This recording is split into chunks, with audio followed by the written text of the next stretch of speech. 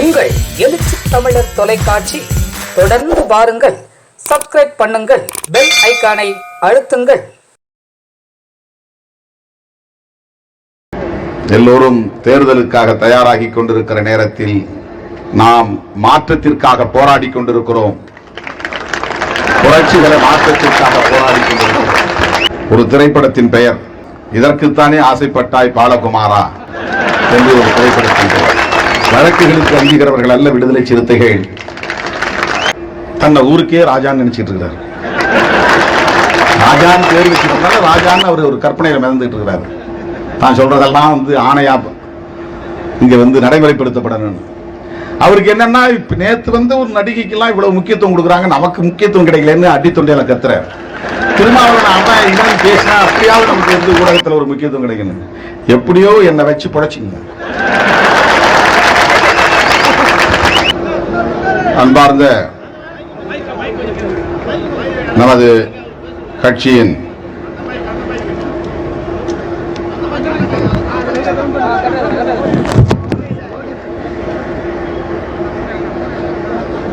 ஒருங்கிணைந்த சென்னை மாவட்ட செயலாளர்கள்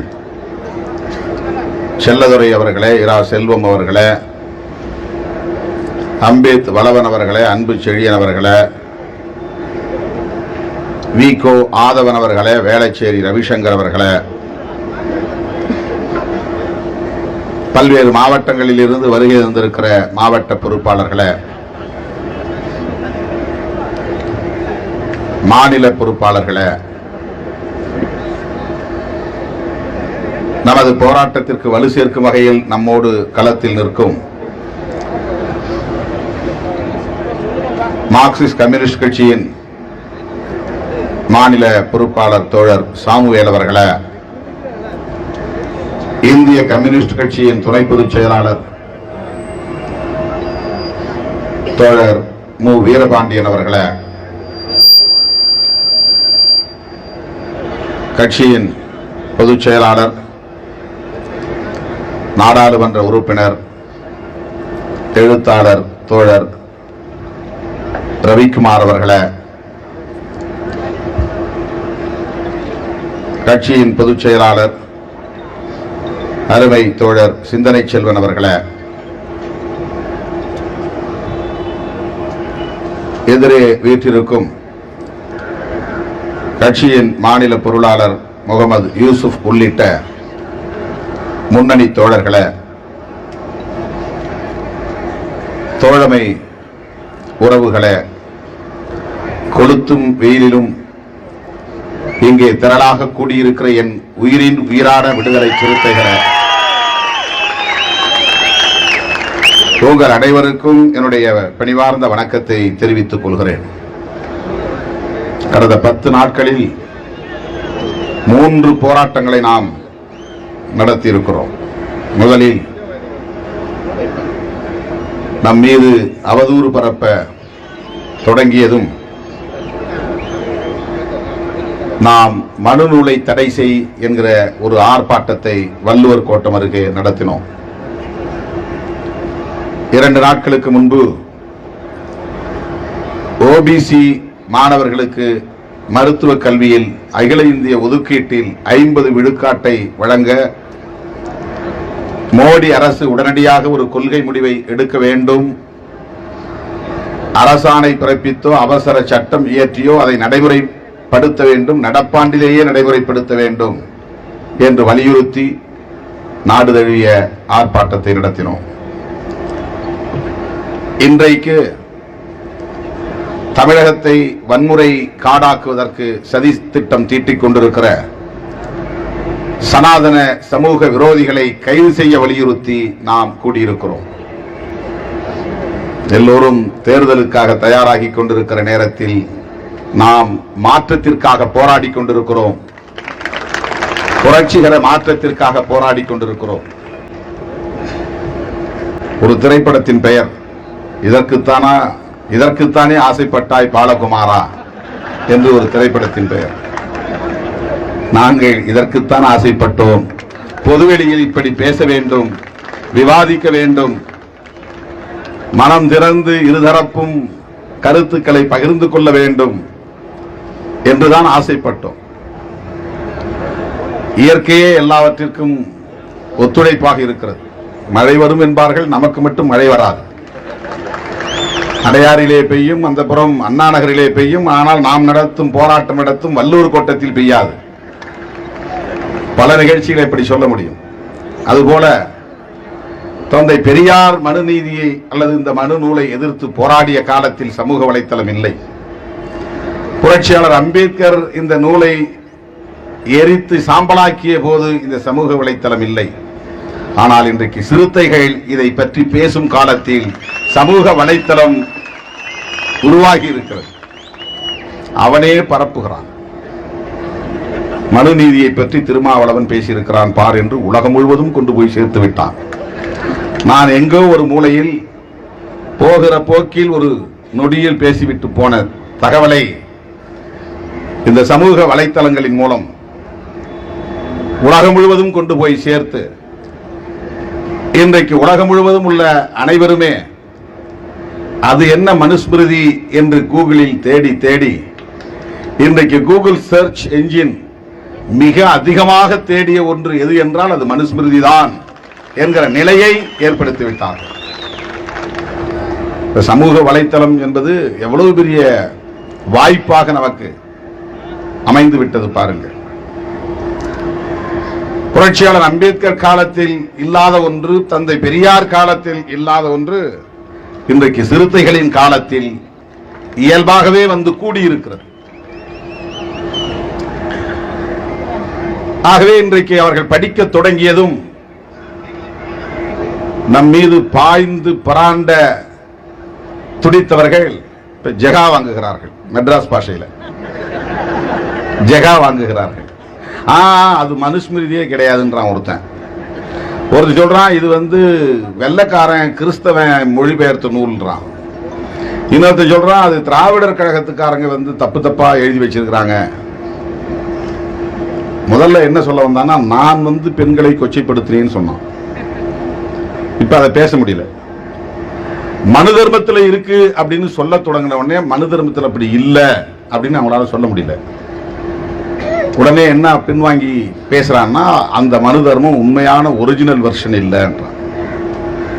இப்ப நாங்க எது உண்மையானது எது பொய்யானதுன்னு ஆர்கியூ பண்ண விரும்பல.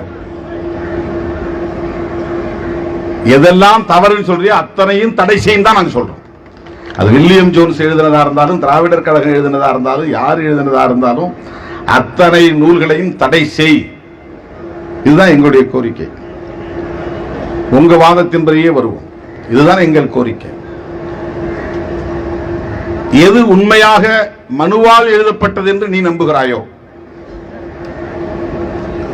ஒரிஜினல் வெர்ஷன் சமஸ்கிருதத்தில் எழுதப்பட்டது என்று நீ சொல்லுகிறாயோ, அதை எடுத்துட்டு வா. மற்றது எல்லாவற்றையும் ஒரே நாளில் தடை செய்யும். அதை வைத்து விவாதிப்போம். நாங்களும் எங்களுக்கு தெரிஞ்ச சப்போர்ட்டான சமஸ்கிருதம் படிச்ச ஆட்களை கொண்டு வரோம். வேணா உங்க அடையாளத்தோடு இருக்கிற ராமசுப்ரமணியனே அழைச்சிட்டு வரோம். அவர் RSS தான் சொல்றாரு. சமஸ்கிருதம் நான் படிச்சேன் அப்படின்னு சொல்றாரு. RSS சொல்றாரு. இன்றைக்கு இந்த நூல் குறித்து உலகளாவிய விவாதம் நடைபெற்றுக் கொண்டிருக்கிறது. சமூக வலைத்தளங்களில் அது விவாதிக்கப்படுகிறது. அதைத்தான் நாம் விரும்புகிறோம். இதைத்தான் நாம் எதிர்பார்த்தோம். இது விவாதிக்கப்படாமலேயே பல தலைமுறைகள் கடந்து வந்து விட்டோம். ஆனால் வரலாற்றில் இது நடந்திருக்கிறது, நடக்காமல் இல்லை. மகான் கௌதம புத்தரே இந்த மனுஸ்மிருதிக்கு எதிராகத்தான் தோன்றினார். கௌதம புத்தர் மற்ற மதத்தின் படைப்பாளர்களைப் போல, இயேசு பெருமானை போல, நபிகள் நாயகத்தை போல, குருநானக்கை போல, மகாவீரரை போல அவர் ஆன்மீகத்தை நிலைநிறுத்துவதற்காக தோன்றியவர் அல்ல. இயேசு பெருமான் நான் கடவுளின் மைந்தன் என்று சொல்லுகிறார். நபிகள் நாயகம் நான் கடவுளால் அனுப்பப்பட்ட கடைசி தூதர் என்று சொல்லுகிறார். பகவான் கிருஷ்ணா நான் கடவுளின் மைந்தனும் இல்லை, கடவுளின் தூதனும் இல்லை, கடவுளுக்கே கடவுள் என்று சொல்லுகிறார். தன்னை கடவுளாகவே சொல்லிக் கொள்கிறார். இப்படி ஒவ்வொருவரும் சொல்லிக் கொள்கிறார்கள். ஆனால் புரட்சியாளர் கௌதம புத்தர் அப்படி சொல்லவில்லை. சாதாரண ஒரு மனிதனாக நான் தோன்றினேன், மனிதனாக வாழ்ந்தேன், மனித குலத்துக்கு ஒரு வழிகாட்டும் வாழ்வியலை நான் தருகிறேன் என்று தந்திருக்கிறார். அவர் எதை எதிர்த்து பேசியிருக்கிறார் என்று நாம் நுட்பமாக ஆராய்ந்து பார்த்தால் அவர் காலத்திலும் இந்த கொடுமை இருந்திருக்கிறது. மனித குலத்துக்கு எதிரான ஒரு நூல் என்று கண்டறிந்திருக்கிறார். அவர் சொன்ன கருத்துக்கள் அதை உறுதிப்படுத்துகின்றன. எல்லோருக்கும் பொதுவாக ஒரு நீதி, அதுதான் ஜனநாயகத்தின் அடிப்படை. ஆனால் குலத்துக்கு ஒரு நீதி, அதுதான் மனு தர்மத்தின் அடிப்படை. குலத்துக்கு ஒரு நீதி,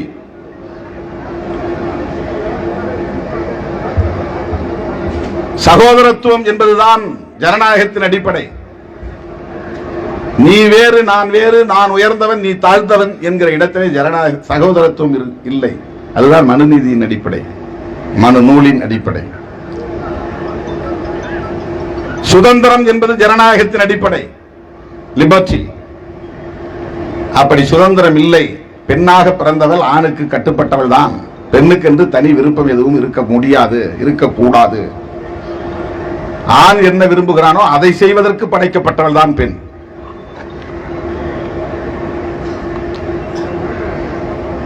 அதை படைப்பதற்கு, அதை உருவாக்குவதற்கு படைக்கப்பட்டவள் தான் பெண். ஆண்களின் இச்சைக்கு உடன்பட்டு வாழக்கூடியவள் தான் பெண்.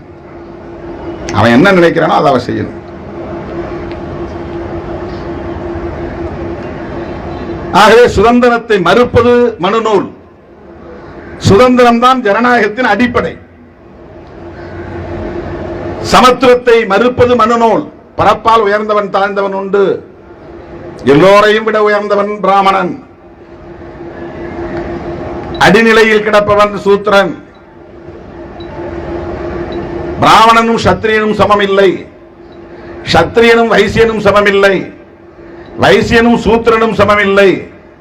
ஏன் பிராமண வர்ணத்திலேயே ஐயரும் ஐயங்காரும் சமமில்லை. கேரள நம்பூதிரியும் மேற்கு வங்கத்து முகர்ஜியும் சமமில்லை. மராத்திய பார்ப்பனர்கள் சிற்பவனும் காஷ்மீர் பார்ப்பனர்கள் பண்டிட்டுகளும் சமமில்லை. சமத்துவம் இல்லை. ஆணும் பெண்ணும் சமமில்லை. சாதிக்கு சாதி சமமில்லை. ஒரே வர்ணத்திற்குள் இருக்கிற சாதி சமமில்லை. சமத்துவத்தை மறுப்பது மனு தர்மம், மனு நூல். சமத்துவம் தான் ஜனநாயகத்தின் அடிப்படை. ஆகவே மகான் கௌதம புத்தர் முன்வைத்த வாழ்வியல் என்பது ஜனநாயகத்தை முன்னிறுத்துகிறது. அதுதான் அதனுடைய அடிப்படை தத்துவமாக இருக்கிறது என்று புரட்சியாளர் அம்பேத்கர் விவரிக்கிறார். ஏன் நான் பௌத்தத்தை ஏற்றுக்கொண்டேன் என்று சொல்லுகிற போது புரட்சியாளர் அம்பேத்கர் சொல்லுகிறார், தனிமனித சுதந்திரத்தை மறுக்கக்கூடிய நூல், சகோதரத்துவத்தை மறுக்கக்கூடிய நூல், சமத்துவத்தை மறுக்கக்கூடிய நூல் மனுநீதி என்பதை உணர்ந்த காரணத்தினால் தான் புரட்சியாளர் அம்பேத்கர் அவர்கள் 1927 டிசம்பர் 25 அதை தீயிட்டு கொளுத்தினார். இன்றைக்கு அம்பேத்கர் ஜெயந்தியை கொண்டாடக்கூடிய இவர்கள் அம்பேத்கர் ஏன் அதை தீயிட்டு கொளுத்தினார் என்பதையும் சேர்த்து படிக்க வேண்டும். நம் மீது அபாண்டமான பழியை சுமத்தி அவதூறு பரப்பி காவல்துறையில் போய் புகார் கொடுத்திருக்கிறார்கள். உடனே காவல்துறை ஆன்லைனில் கொடுத்த புகாருக்கு வழக்கு பதிவு செய்திருக்கிறது. வழக்குகளுக்கு அஞ்சுகிறவர்கள் அல்ல விடுதலை சிறுத்தைகள். ஒவ்வொருவரையும் தனித்தனியே நீங்கள் விசாரித்து பார்த்தால் தெரியும். ஒவ்வொருவரின் மீதும் 30 வழக்குகள், 20 வழக்குகள், 10 வழக்குகள். மேடைக்கு வரும்போதே தோழர்கள் என் மீது வழக்கு என்று வந்து பட்டியல் கொடுத்தார்கள்.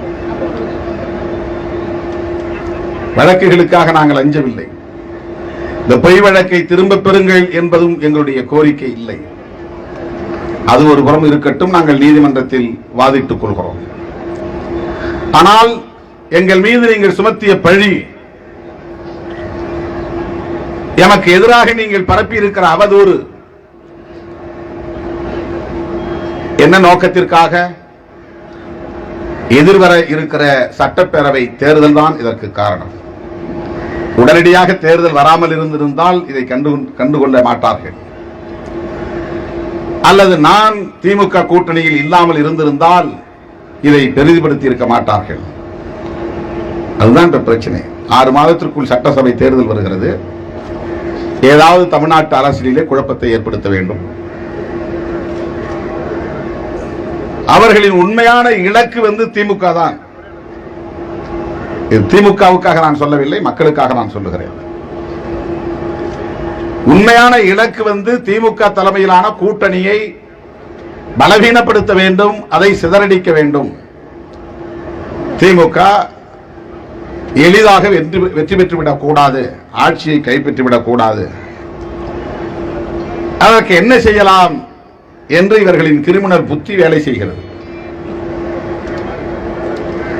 ஆகவே 1 மாதத்திற்கு முன்னால் நான் பேசிய பேச்சை முன்னும் பின்னும் வெட்டி வழக்கம் போல திருடிட்டு திருட்டு வழக்கு இருக்கு. உண்மையிலே திருட்டு வழக்கு இருக்கு.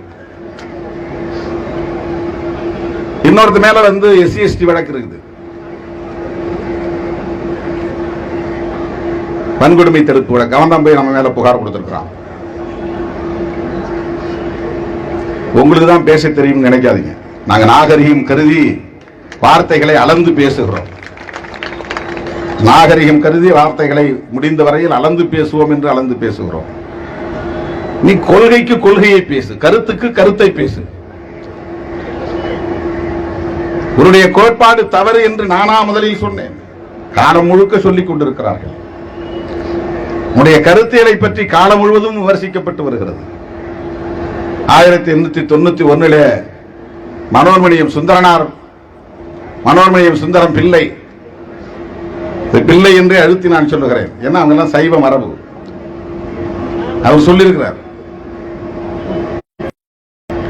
குலத்துக்கு ஒரு நீதியை எவனும் ஏற்றுக்கொள்ள முடியாது. வள்ளுவர்சை திருக்குறளை மறுவர நன்குணர்ந்தோர் உள்ளுவரோ மனுவாதி குலத்துக்கு ஒரு நீதி என்று மனோன்மணியம் சுந்தரம் பிள்ளை அப்போதே எழுதியிருக்கிறார். நாங்க மட்டும் இதுக்குள்ள சைவ மதத்தை தீவிரமாக பின்பற்றக்கூடிய பலரும் மனுவாதம் என்பது மக்களுக்கு விரோதமானது என்பதை சுட்டிக்காட்டியிருக்கிறார்கள். அவர் எழுதியது வள்ளுவர்சை திருக்குறளை மறுவர நன்குணர்ந்தோர். திருக்குறளை ஒழுங்கா பிழை இல்லாமல் கற்றுக்கொண்டவன் யாராயிருந்தாலும் அவன் மனு சொல்லுகிற இந்த குலத்துக்கு ஒரு நீதியை ஏற்றுக்கொள்ள மாட்டான். உள்ளுவரோ உள்வாங்கிக் கொள்வார்களோ ஏற்றுக்கொள்வார்களா? மனுவாதம் சொல்லுகிற குலத்துக்கு ஒரு நீதி. இது திருமாவளவன் எழுதிய செய்யுள் அல்ல. 1891 என்பது புரட்சியாளர் அம்பேத்கர் பிறந்த ஆண்டு. அந்த காலத்தில் மனோன்மணியம் சுந்தரம் பிள்ளை தென்னகத்தை சார்ந்தவர், தமிழகத்தை சார்ந்தவர், நீராடும் கடலுடுத்த பாடலை எழுதியவர்.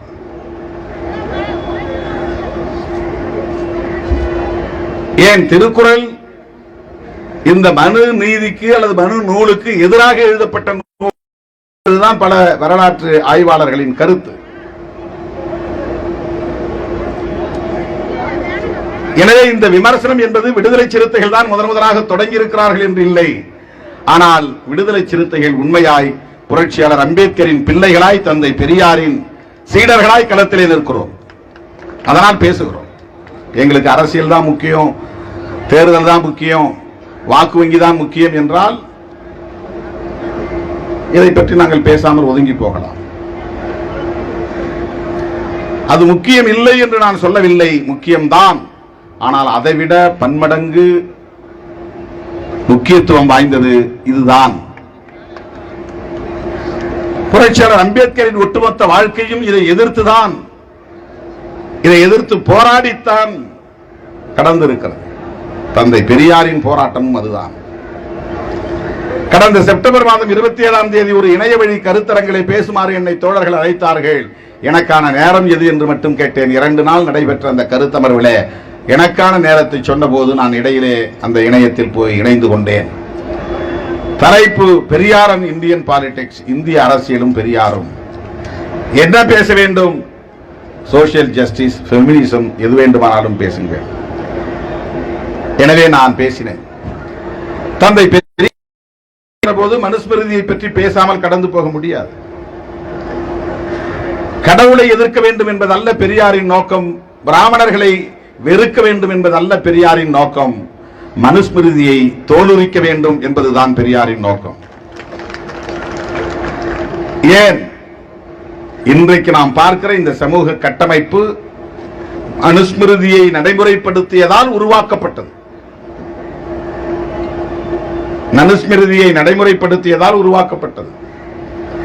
கடந்த காலங்களில் இந்த நாட்டை ஆண்டவர்கள், மன்னர்கள் மனுஸ்மிருதியை சட்டமாக ஏற்றுக்கொண்டு அதன் அடிப்படையில் தான் ஆட்சி புரிந்திருக்கிறார்கள். ஆட்சி நிர்வாகம் இருந்திருக்கிறது. கோவிலின் கருவறையில் இருந்து தமிழை தூக்கி எறிந்து விட்டார்கள். மாறாக சமஸ்கிருதத்தை புகுத்தினார்கள் மன்னர்களின் துணையோடு. இன்றைக்கு வேல் யாத்திரை புறப்படுகிறார்கள். வேல் என்றால் யாரை குறிக்கும்? முருகனை குறிக்கும். முருகன் கையில இருப்பதுதான் வேலாயுதம். அவன் தமிழ் கடவுள் இவர்கள் சொல்லுகிறார்கள். சிவனுக்கும் பார்வதிக்கும் பிறந்தவர்கள். அந்த வரலாற்றுக்குள்ளே நான் நுழைய விரும்பவில்லை. அந்த கேள்வியை நாம் தொடுத்தால் அது மணிக்கணக்கிலே நீளும். சிவனே தமிழ் சங்கத்தினுடைய தலைவன் என்றுதான் சொல்லப்படுகிறது. சிவன் ஒருவன் இருந்தான், அவன் தமிழ்ச்சங்கத்தின் தலைவனாக இருந்தான். அவன்தான் இந்த ஆயுர்வேத வைத்தியத்தை கூட உலகுக்கு வழங்கியவன் என்றெல்லாம் சொல்லப்படுகிறது. அவர்களின் புராண கதைகளுக்குள்ளே நான் நுழைய விரும்பவில்லை. அந்த பழனி கோவிலில் காலம் காலமாக தமிழில் தான் வழிபாடு நடந்தது. ஏன்னா தமிழ் கடவுளுக்கு தமிழ் தானே தெரியும். எப்படி தமிழ் கடவுளுக்கு சமஸ்கிருதத்தை போய் சொல்ல முடியும்? ஒரு முறை திருமலை நாயக்கர் மன்னருடைய அரசவையிலே இருந்த ஒரு ஐயர், ராமப்பையர் என்று அவருடைய பெயர். அவர் பழனி முருகனை சாமி கும்பிட போயிருக்கிறார். அங்க போனா அங்க தமிழ்ல வழிபாடு நடக்குது, சமஸ்கிருதம் இல்லை. அவருக்கு ஆத்திரம் வந்தது. உடனே மன்னரின் துணையோடு தமிழில் வழிபாடு செய்தவர்களை எல்லாம் தூக்கி எறிந்துவிட்டு எங்கிருந்தோ ஒரு சமஸ்கிருதம் பேசக்கூடிய ஓதக்கூடிய ஒருவரை கொண்டு வந்து அங்கே அமர்த்தி இருக்கிறார்கள்.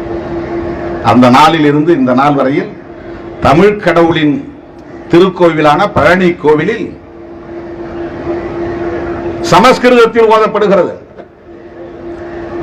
அவருக்கு 6 இடத்துல வீடு இருக்கு, அதான் அறுபடை வீடு. 6 இடத்திலும் தமிழ்ல தானே வழிபாடு செய்யணும். இந்த சனாதனிகள் நாளைக்கு தமிழக அரசுக்கு கோரிக்கை வைப்பார்களா? முருகன் கோவில் உள்ள இடங்களில் எல்லாம் தமிழில் தான் வழிபாடு செய்ய வேண்டும் என்று தோழர் ரவிக்குமார் அவர்கள் ட்வீட் போட்டிருக்கிறார். விடுதலை சிறுத்தைகள் முன்மொழிகிறோம். வேல் யாத்திரை நடத்தக்கூடியவர்கள் முருகன் கோவில்களில் தமிழில் தான் வழிபாடு செய்ய வேண்டும் என்று சொல்வார்களா? சொல்ல முடியுமா? முடியாது. அவர்கள் ஏற்றுக்கொண்டிருக்கிற கொள்கை அவர்களை அனுமதிக்காது. நாடகம் ஆடுவார்கள். ஆகவே இன்றைக்கு இவர்கள் செய்கிற இந்த அரசியல் நாடகம் எதற்காக என்றால், தனிப்பட்ட முறையிலே திருமாவளவனை தாக்க வேண்டும் என்பதல்ல, திராவிட முன்னேற்ற கழகத்தின் தலைமையிலான கூட்டணியை சிதைக்க வேண்டும் என்பதுதான். எதிர்வரவிருக்கிற சட்டப்பேரவை தேர்தலில் குழப்பத்தை ஏற்படுத்தி திமுகவை ஆட்சிக்கு வரவிடாமல் தடுக்க வேண்டும் என்பதுதான். ஆகவே உங்கள் கூட்டணியில் இருக்கிற திருமாவளவன் இப்படியெல்லாம் பேசுகிறான், நீங்கள் பதில் சொல்லுங்கள். நடிகைகள் நடிகர்கள் எல்லோரையும் இறக்கிவிட்டு நேரடியாகவே அவர்கள் கேள்வி, ஏன் இன்னும் ஸ்டாலின் இதை கண்டிக்கவில்லை, திமுக தலைவர் கண்டிக்கவில்லை? அதுதான் உங்களுடைய நோக்கம். திராவிட முன்னேற்ற கழகமாக இருந்தாலும் காங்கிரஸ் பேர் இயக்கமாக இருந்தாலும் இடதுசாரிகளாக இருந்தாலும் கூட்டணியில் இருக்கிற காரணத்தால் திருமாவளவனை ஆதரிப்போம் என்று யாரும் ஆதரிக்கவில்லை. திருமாவளவன் பேசிய பேச்சும் அதையொட்டி இவர்கள் பரப்புகிற அவதூறும் எப்படிப்பட்டது என்பதை நன்றாக புரிந்து கொண்டு எதற்காக இந்த சதி வேலைகளை எல்லாம் இவர்கள் செய்கிறார்கள் என்பதை உணர்ந்து கொண்டு ஒவ்வொருவரும் தனிப்பட்ட முறையிலே அவர்களை கண்டித்து அறிக்கை வெளியிட்டனர். அந்த அறிக்கையை படித்தால் புரியும். வெறுமன திருமாவளவனுக்கு ஆதரவாக ஒப்புக்கு பேசுவோம் என்று பேசவில்லை. திமுக அறிக்கையும் படித்து பாருங்கள், கம்யூனிஸ்ட் கட்சிகளின் அறிக்கையும் படித்து பாருங்கள். மனநீதி இங்கே என்ன செய்து கொண்டிருக்கிறது என்பதை தோலுரித்து காட்டி நீங்கள் செய்கிற கிரிமினல் புத்தி இதுதான் என்பதையும் அம்பலப்படுத்தி கண்டித்திருக்கிறார்கள். ஆகவே இங்கு உள்ள ஒவ்வொருவருமே, இந்த கட்சிகளின் தலைவர்கள் ஒவ்வொருவருமே கொள்கை புரிதல் உள்ளவர்கள். எனவே உங்களால் குழப்பத்தை ஏற்படுத்த முடியாது. கொள்கை புரிதல் இல்லை என்றால் குழப்பத்தை உருவாக்க முடியும், கூட்டணிக்குள்ளே குழப்பத்தை உருவாக்க முடியும். நாங்கள் என்ன பேசுகிறோம் அதையே இந்த நேரத்தில் எடுத்தார். இந்த நேரத்தில் தேர்தலுக்காக நாம் எடுக்கல, தனியா இப்படி ஒரு கூட்டத்தில் பேசல, அல்லது எங்கோ ஒரு இடத்துல பேட்டியை கொடுக்கல. ஒரு கருத்தரங்கம், பெரியார் அண்ட் இந்தியன் பாலிடிக்ஸ் கருத்தரங்கத்தில் பேச சொன்னாங்க, நான் பேசினேன்.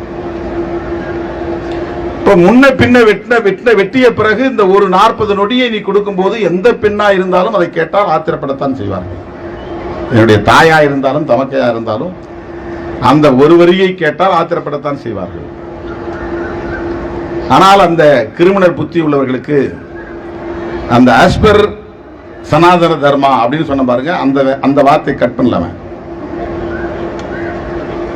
கிரிமினல் எப்போதும் வந்து ரொம்ப உஷாரா இருக்க முடியாது. எங்கேயாவது ஒரு இடத்துல அவனுக்கு சறுக்கும்.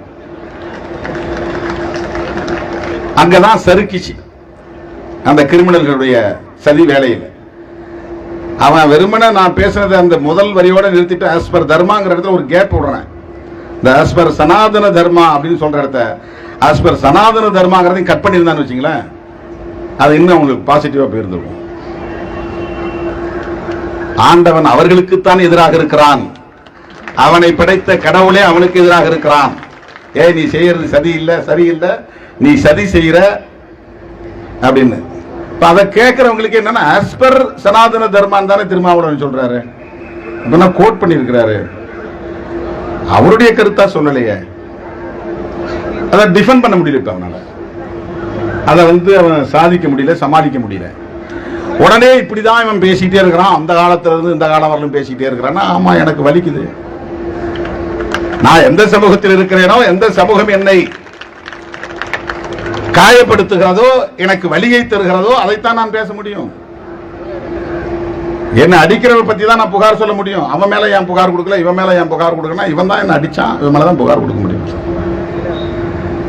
ஏன் நீ கிறிஸ்தவத்தை பற்றி பேச மாட்டேன் என்கிறாய், இஸ்லாத்தை பற்றி பேச மறுக்கிறாய், வேறு மதங்களை பற்றி பேச மறுக்கிறாய்? நான் என்ன கிறிஸ்தவனா என்ன, நான் முஸ்லீமா என்ன? அதுல இருக்கிறது எனக்கு எப்படி தெரியும்? இந்த சமூகத்தில் எனக்கு ஒரு அடையாளம் இருக்கிறது. எப்படி புரட்சியாளர் அம்பேத்கர் அவர்கள் பிறக்கும் போது நான் இந்துவாக பிறந்திருக்கலாம், இந்த சமூகம் எனக்கு ஒரு இந்து முத்திரையை குத்தி இருக்கிறது, எனக்கு ஒரு சமூக அடையாளம் இருக்கிறது என்று சொன்னாரோ, அப்படி எனக்கு ஒரு சமூக அடையாளம் இருக்கிறது. தந்தை பெரியார் இந்துவாக இருந்த காரணத்தினால் தான் அதை விமர்சிக்க முடிந்தது. எந்த சமூக வாழ்க்கை எனக்கு வலியை தருகிறதோ அந்த சமூகத்தை பற்றி தான் நான் பேச முடியும்.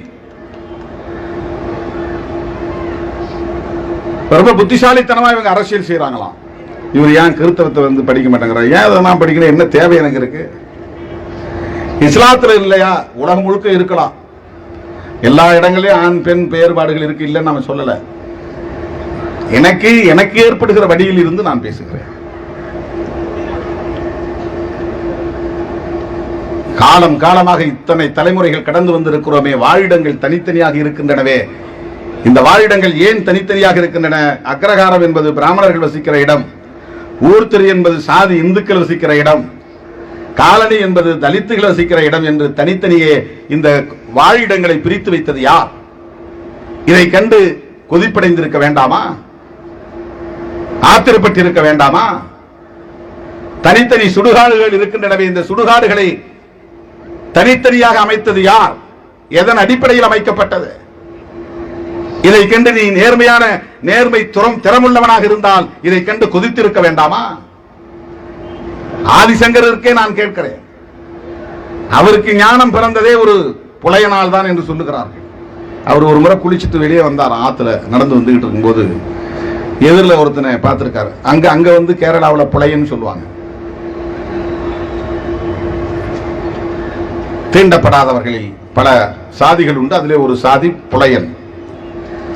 அவனை பார்த்து தீட்டுப்பட்டு போச்சு, உன்னை பார்த்ததுனால தீட்டுப்பட்டு போச்சுன்னா எதை கண்டு உனக்கு தீட்டுப்பட்டதை அவன் கேட்டிருக்கிறான். என் உடம்பை பார்த்தா, என்னுடைய ஆன்மாவை பார்த்தா எது உனக்கு தீட்டை உண்டாக்கிச்சுன்னு. அப்பதான் அவருக்கே ஞானம் வந்துச்சு. ஓஹோ, உடல் வேறு ஆன்மா வேறு, ஆன்மாவுக்கு தீட்டா உடலுக்கு தீட்டான்னு கேட்டிருக்கிறான். ஆதிசங்கரருக்கே புத்தி சொன்னவன் புலையன் தான். ஆதிசங்கரருக்கே ஞானம் வருவதற்கு கேள்வியை எழுப்பியவன் இந்த மண்ணின் மைந்தன் தான், ஆதிக்குடிதான். ஆதிக்குடிதான். ஓன் தர்ம நூல்கள் தான் சொல்லுகிறது, சாஸ்திரங்கள் தான் சொல்லுகிறது. இந்த வேறுபாடுகளை, இந்த முரண்பாடுகளை உருவாக்கியது எந்த கோட்பாடு? அதுதானே பிரச்சனை. நீ கோட்பாட்டை பார்க்காம வெறும் பிரச்சனையை மட்டும் பார்க்கிற. எல்லா பிரச்சனைகளுக்கு பின்னாலும் ஒரு அமைப்பு முறை இருக்கிறது, எல்லா அமைப்பு முறைக்கு பின்னாலும் ஒரு கோட்பாடு இருக்கிறது. சாதி சண்டைகள் நடப்பதற்கு இங்கே இருக்கிற சமூக அமைப்பு தான் காரணம். பெண்கள் ஒடுக்கப்படுவதற்கு இங்கே இருக்கிற சமூக அமைப்பு தான் காரணம். கல்வி மறுக்கப்பட்டதற்கு இந்த சமூக அமைப்பு தான் காரணம்.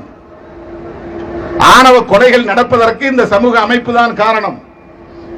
இப்படி ஒரு சமூக அமைப்பு இங்கே உருவாவதற்கு மனுஸ்மிருதி என்கிற கோட்பாடு தான் காரணம். ஆகவேதான் நாம் அதை விமர்சிக்க வேண்டிய தேவை வருகிறது. புரட்சியாளர் அம்பேத்கரின் வழியில், தந்தை பெரியாரின் வழியில். எங்களுக்கு தனி வழின்னு ஒண்ணு கிடையாது. எங்கள் வழி அம்பேத்கர் வழி, எங்கள் வழி பெரியார் வழி, எங்கள் வழி சமூக நீதி வழி, எங்கள் வழி சமத்துவ வழி. சமத்துவத்தை நோக்கி போறோம், அதுதான் எங்களுடைய வழி. உனக்கு அதெல்லாம் என்னன்னு தெரியாது, நீ சேஃபான இடத்துல உட்கார்ந்துருக்கிற. பஸ்ல ஏறவன் முதல்ல போய் சீட்டு பிடிச்சிட்டான்னா தொங்கிட்டு வர்றவனை திட்டுவான். அவங்களாம் அறிவு இருக்கா பாரு, தொங்கிட்டு வரான், முட்டா பயமா. ஏன்னா அவருக்கு சேஃபா சீட்டு கிடைச்சிருச்சுல, பாதுகாப்பா போய் உட்கார்ந்தாரு உள்ள. பிடிச்சி நின்றுகிட்டு இருக்கிறவனையும் திட்டுவான் பாரு, உரசுறாங்கம்மா. நின்றுகிட்டு போனா அப்புறம் உரசுதானே செய்யும். ஃபுட்பால்ல தங்குறவனை திட்டுவான், சீட்டே கிடைக்காம அங்க தாங்க நின்றுட்டு இருக்கிறவன் பஸ் டிரைவர் திடீர்னு நிற்பான்.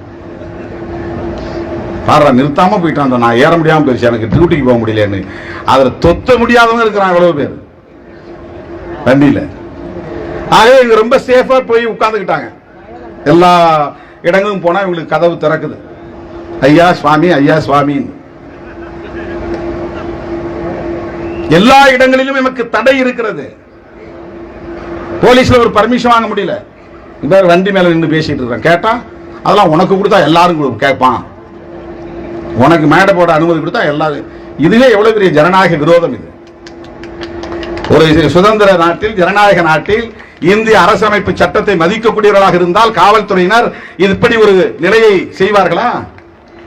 ஆளுங்கட்சிக்காரங்க இந்த இடத்துல வந்து நம்முடைய முதலமைச்சர் கூட்டம் போடுறாருன்னா உங்களுக்கு கொடுத்தா அப்புறம் எல்லாரும் கேட்பாங்க சொல்லுவார் அவரு. இப்ப இது ஒரு குலத்துக்கு ஒரு நீதிங்கிற மாதிரி தானே, ஆளுக்கு ஒரு நீதி.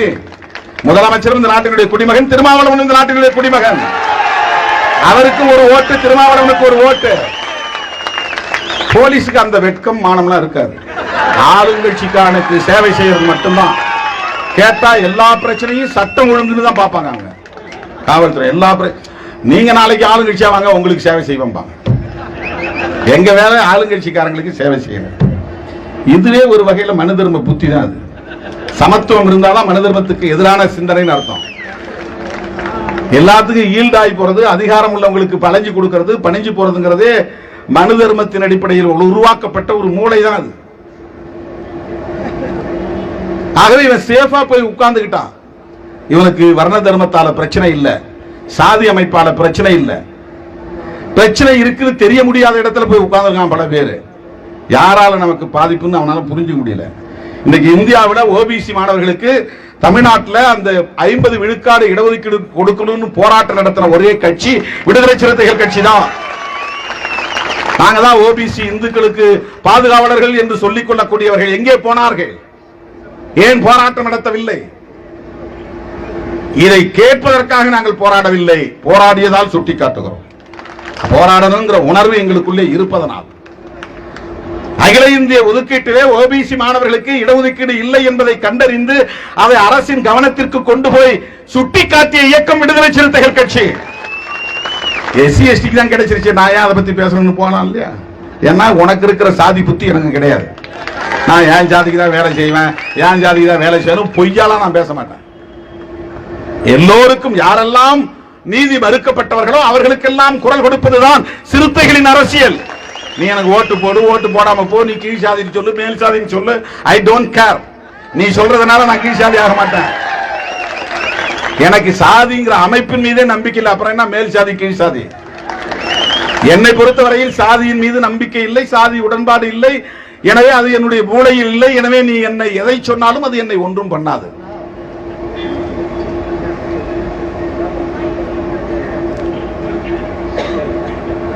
ஆகவே இப்படிப்பட்ட போராட்டங்களை எடுக்கிற இந்த இயக்கம் தான் தோழர்களே வங்கி அலுவலர் தேர்விலே கூட சமூக நீதியை தட்டி பறிக்கிற சூழ்ச்சி செய்தான். கொதித்திட வேண்டாமா? ஓபிசி தலைவர்கள், சாதி சங்க தலைவர்கள், சாதி பெருமை பேசுகிற தலைவர்கள், வங்கி அலுவலர்களுக்கான தேர்வு நடக்கிறது. ஓபிசி ரிசர்வேஷன்ல இருந்து 27% 6% எடுக்கிறான், பறிக்கிறான். ஷெட்யூல் காஸ்டுக்கான ரிசர்வேஷன்ல இருந்து 2%, ஷெட்யூல் டிரைப்ஸ்க்கான சதவீதத்திலிருந்து 1.5%, 9.5% பறித்து முன்னேறிய சமூகத்தை சார்ந்த பொருளாதார நலிவடைந்த பிரிவினருக்கு 10% கொடுக்கிறான். ஜெனரல் கேட்டகரியில இருந்து ஒரு 0.5, இவங்கள்ட்ட இருந்து ஒரு 9.5, 10% கொடுக்கிறான். யார் இங்கே பொங்கி எழுந்தது? வேல் வேல் வேல் வேல் என்று வேல் முருகவேல் தூக்குகிறார்களே, இவர்கள் உன் சமூக நீதிக்காக குரல் கொடுத்தார்களா? நான் கேட்கிறேன், பாரதிய ஜனதா கட்சிக்காரன் இந்திய அளவில் என்றைக்கு சமூக நீதிக்காக போராடி இருக்கிறான்? அகில இந்திய அளவில், தமிழ்நாட்டில் மட்டுமல்ல. ஓபிசி மக்களுக்கு மிக முக்கியமான தேவை என்பது சமூக நீதி. எஸ்சி எஸ்டி விட்டு புரட்சியாளர் அம்பேத்கர் அதற்கான பாதுகாப்பை உறுதிப்படுத்தி விட்டார். ஓபிசி மக்களுக்கான இடஒதுக்கீடு அதுதான் இன்றைக்கு பலரை நீதிபதி ஆக்கி இருக்கிறது, பலரை பேராசிரியர்கள் ஆக்கி இருக்கிறது, பலரை உயர் பொறுப்புகளுக்கு வர வைத்திருக்கிறது. மண்டல் பரிந்துரைக்கு முன்பு உண்டா இடஒதுக்கீடு? மண்டல் பரிந்துரையை நடைமுறைப்படுத்த வேண்டும் என்று முனைந்த போது, அதை அறிவித்த போது, அதை எதிர்த்து இந்தியாவில் போராட்டம் நடத்தியது யார்? அவன் அல்லவா உன்னுடைய முதல் எதிரி.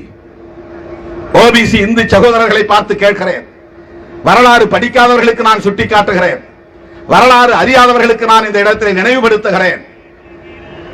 விபி சிங் அவர்கள், சமூக நீதி காவலர் விபி சிங் அவர்கள் மண்டல் பரிந்துரையை நடைமுறைப்படுத்த ஆணை பிறப்பித்த போது அவருக்கு உற்ற துணையாய் இருந்தது மறைந்த ராம்விலாஸ் பாஸ்வான் என்கிற ஒரு தலித் தலைவர். அவர் எதிர்ப்பு தெரிவித்தாரா? அல்லது அகில இந்திய அளவில் எந்த ஒரு தலித் இயக்கமாவது ஓபிசிக்கு இடஒதுக்கீடு கொடுக்க கூடாது என்று குரல் கொடுத்ததா? எதிர்ப்பு தெரிவித்ததா? போராட்டம் நடத்தியதா? தமிழ்நாட்டில் விடுதலை சிறுத்தைகள் உட்பட மண்டல் பரிந்துரையை ஆதரித்தோம். ஆனால் அத்வானி தலைமையிலே ரத யாத்திரை புறப்பட்டது. எதற்காக? மண்டல் பரிந்துரையை நடைமுறைப்படுத்த கூடாது, 27% இடஒதுக்கீடு கொடுக்க கூடாது, அதை திரும்ப பெற வேண்டும். பாரதிய ஜனதா கட்சியின் தேசிய தலைவராக இருந்த அத்வானி எவ்வளவு பெரிய வன்முறையை வித்திட்டார்? வட இந்திய மாநிலங்களில் எவ்வளவு ரத்த ஆறு ஓடியது? பல்கலைக்கழகங்களில் படித்துக் கொண்டிருந்த பிராமண சமூகத்தை சார்ந்த இளைஞர்கள், மாணவர்கள் எல்லாம் வீதிக்கு வந்தார்களே. வரலாறு காணாத ஒன்று அல்லவா? என்றைக்கும் வீதிக்கு வந்து போராடாத அவர்கள் ஓபிசி மாணவர்களின் இடஒதுக்கீட்டை எதிர்த்தல்லவா போராட்டம் நடத்தினார்கள், ரத்த யாத்திரையை நடத்தினார்கள். திருமாவளவனை எதிரி என்று காட்டும் ராமதாஸ் போன்றவர்கள் அத்வானியை அல்லவா எதிரி என்று காட்ட வேண்டும். திருமாவளவனா எதிரி? ஓபிசி மக்களுக்கு இடஒதுக்கீடு தர வேண்டும் என்று போராடிய திருமாவளவன் உங்கள் எதிரியா? இடஒதுக்கீடு தரக்கூடாது என்று இந்தியா முழுவதும் வன்முறையை வித்திட்ட அத்வானி உங்கள் எதிரியா? வங்கி தேர்விலே ஓபிசி மாணவர்களுக்கு,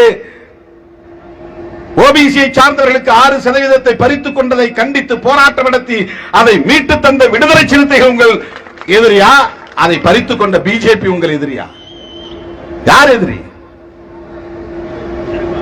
இதை கூட தெரியாமல் நீங்கள் வேல் வேல் வால் வால்னு கத்திக் கொண்டிருக்கிறீர்கள். உன் கையில எதுக்கு அவன் வேலை கொடுக்கறான், சூலத்தை கொடுக்கறான்? உன் கையில திருக்குறள் கொடுக்கறான்னா சரி, உனக்கு படிக்கிறதுக்கான ஏற்பாட்டை செய்தால் சரி. கடந்த 2 வருஷத்துல இங்க ஒரு ஆள் வந்து அடி தொண்டையில கத்துவாரு. அவர் வந்து தன்னை ஊருக்கே ராஜான்னு நினைச்சிட்டு இருக்கிறார். ராஜான்னு பேர் வச்சிருந்தனால ராஜான்னு அவர் ஒரு கற்பனையில மிதந்துட்டு இருக்கிறார். தான் சொல்றதெல்லாம் வந்து ஆணையா இங்க வந்து நடைமுறைப்படுத்தப்படணும். அவருக்கு என்னன்னா, நேத்து வந்து ஒரு நடிகைக்கெல்லாம் இவ்வளவு முக்கியத்துவம் கொடுக்குறாங்க, நமக்கு முக்கியத்துவம் கிடைக்கலன்னு அடி தொண்டையில கத்துறாரு. திருமாவளவன் அவன் இவன் பேசினா அப்படியாவது நமக்கு வந்து ஊடகத்தில் ஒரு முக்கியத்துவம் கிடைக்கணும். எப்படியோ என்னை வச்சு புடைச்சிங்க.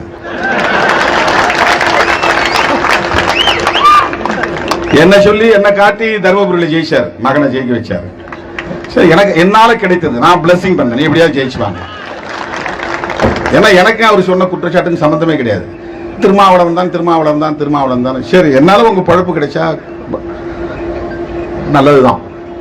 இப்போ என்னதான் அடி தொண்டையில கத்தினால ராஜா அவ்வளவுதான், முடிஞ்சு போச்சு. ஸ்பென்ஃபோர்ஸ் தூக்கி போட்டாங்க. இனி மாநில பொறுப்பும் கிடைக்காது, தேசிய பொறுப்பும் கிடைக்காது, எலெக்ஷன்ல சீட்டே கிடைக்காது. பாருங்க, அவர் காரைக்குடியில் நிக்கலாம்னு ஆசைப்படுவார். அவர் நின்னாலும் ஜெயிக்க முடியாது, அது வேற. ஆனா அவரால் சீட்டு வாங்க முடியாது. அப்ப ரொம்ப அதிகமா இன்னும் வேகமா கத்துவோம், திருமாவளவன் ஒரு தற்குறி, அவன் உன்னை ஓட மாட்டோம்.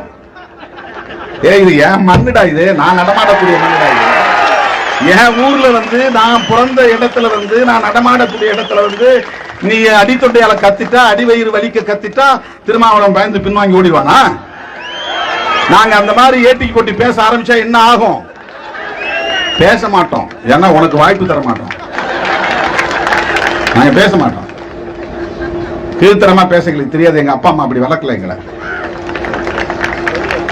என் மேல சொன்னது அத்தனையும் அபாண்டமான பொய். அது ஏன் அமைதியா இருக்கிறேன்னா, ஒரு நாள் மக்கள் புரிந்து கொள்வார்கள், பெண்கள் புரிந்து கொள்வார்கள். மனுஸ்மிருதி எடுத்து படிக்கட்டும், அவங்க அத்தனை பேரும் நாங்க திருமாவளவனுக்கு தான் ஆதரவு தெரிவிக்கிறாங்களா இல்லையான்னு தான் அவன் மனுஸ்மிருதி படிக்கட்டும். நான் ஏன் கருத்தா சொல்லலையே, நான் பெண்களுக்காக தானே வாதாடுறேன். பெண்கள் இந்த மண்ணில் அடிமைப்படுத்தப்பட்டதற்கு காரணம் அந்த நூல் தான், அந்த நூலின் சாரம் தான், அது ஏற்படுத்திய தாக்கம் தான். இத்தனை தலைமுறைகளாக பெண்களுக்கு கல்வி மறுக்கப்பட்டது ஏன்? அதுக்கு விடை சொல்லுங்க. இத்தனை தலைமுறைகளாக பெண்கள் படிக்காமல் இருந்ததற்கு எது காரணம், ஏன் என்பதை விளக்க சொல்லுங்க. அது பிராமண பெண்ணாக இருந்தாலும் சூத்திர பெண்ணாக இருந்தாலும். இந்த 4 வருடத்துக்குள்ள இருந்து இந்த தலித்துகள் இறங்க மாட்டாங்க. இன்னைக்கு தலித்துகள் அவங்களுக்கு ஒரு காலத்துல பஞ்சமன்னு பேரு, அப்புறம் ஹரிஜன் பேர் வச்சாங்க, அப்புறம் ஷெட்யூல் காஸ்ட் பேர் வச்சாங்க, அப்புறம் இப்ப தலித்து பேர் வச்சாங்க. ஏதோ ஒரு பேர். ஏன் இவனுக்கு கண்டவெல்லாம் பேர் வைக்கிறான்னா, இவன் சாதிவாதி கிடையாது, இவன் கிளைம் பண்ண மாட்டான். இதுதான் என் சாதின்னு இவன் கிளைம் பண்றது கிடையாது. மற்றவெல்லாம் சாதியவாதி. 24 மணி நேரமும் சாதி சாதி சாதி சாதின்னு நினைக்கிறதுனால, சாதி கிளைம் பண்றதுனால அவங்களுக்கு ஒரு அடையாளம் இருக்கு. இவன் எந்த அடையாளத்தையும் விரும்புறதில்லை. இந்த சாதிக்காரனா 5ஆம் சாதிங்கிறான், 5ஆம் சாதி கிடையாது. அடிநிலை சாதிங்கிறாங்க, அடிநிலை சாதி கிடையாது.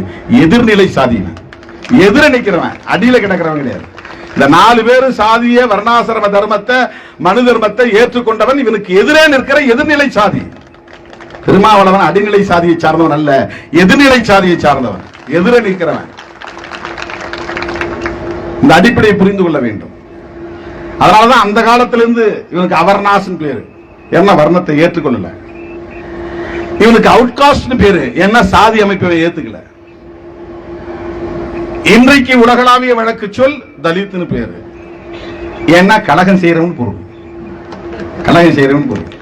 இவன் கலகம் செய்யறவங்கிறதுக்கு அவங்க ஆட்களே சொல்ற ஸ்டேட்மெண்டே ஒரு காரணம். ஏன்னா சதாம் ஹுசேனுக்கு போய் இவனுக்கு பறையர் பட்டம் சுமத்தினாங்க. இங்கிலாந்து அதிபர் ஜான் மேஜர் ஒரு கூட்டத்தில் பேசும்போது சொன்னாராம், சதாம் ஹுசேனை கட்டி வைத்து ஒரு சர்வதேச பறையனை அடிப்பது போல் அடிக்க வேண்டும். சர்வதேச அளவில் அவருக்கு பறையன்னு பட்டம் கொடுக்குறான்னா, அவன் அமெரிக்க ஏகாதிபத்தியத்தை எதிர்த்து நின்றதால் அவனுக்கு அந்த பட்டம். எவன் எதிர்க்கிறானோ அவனுக்கு இந்த பட்டம்.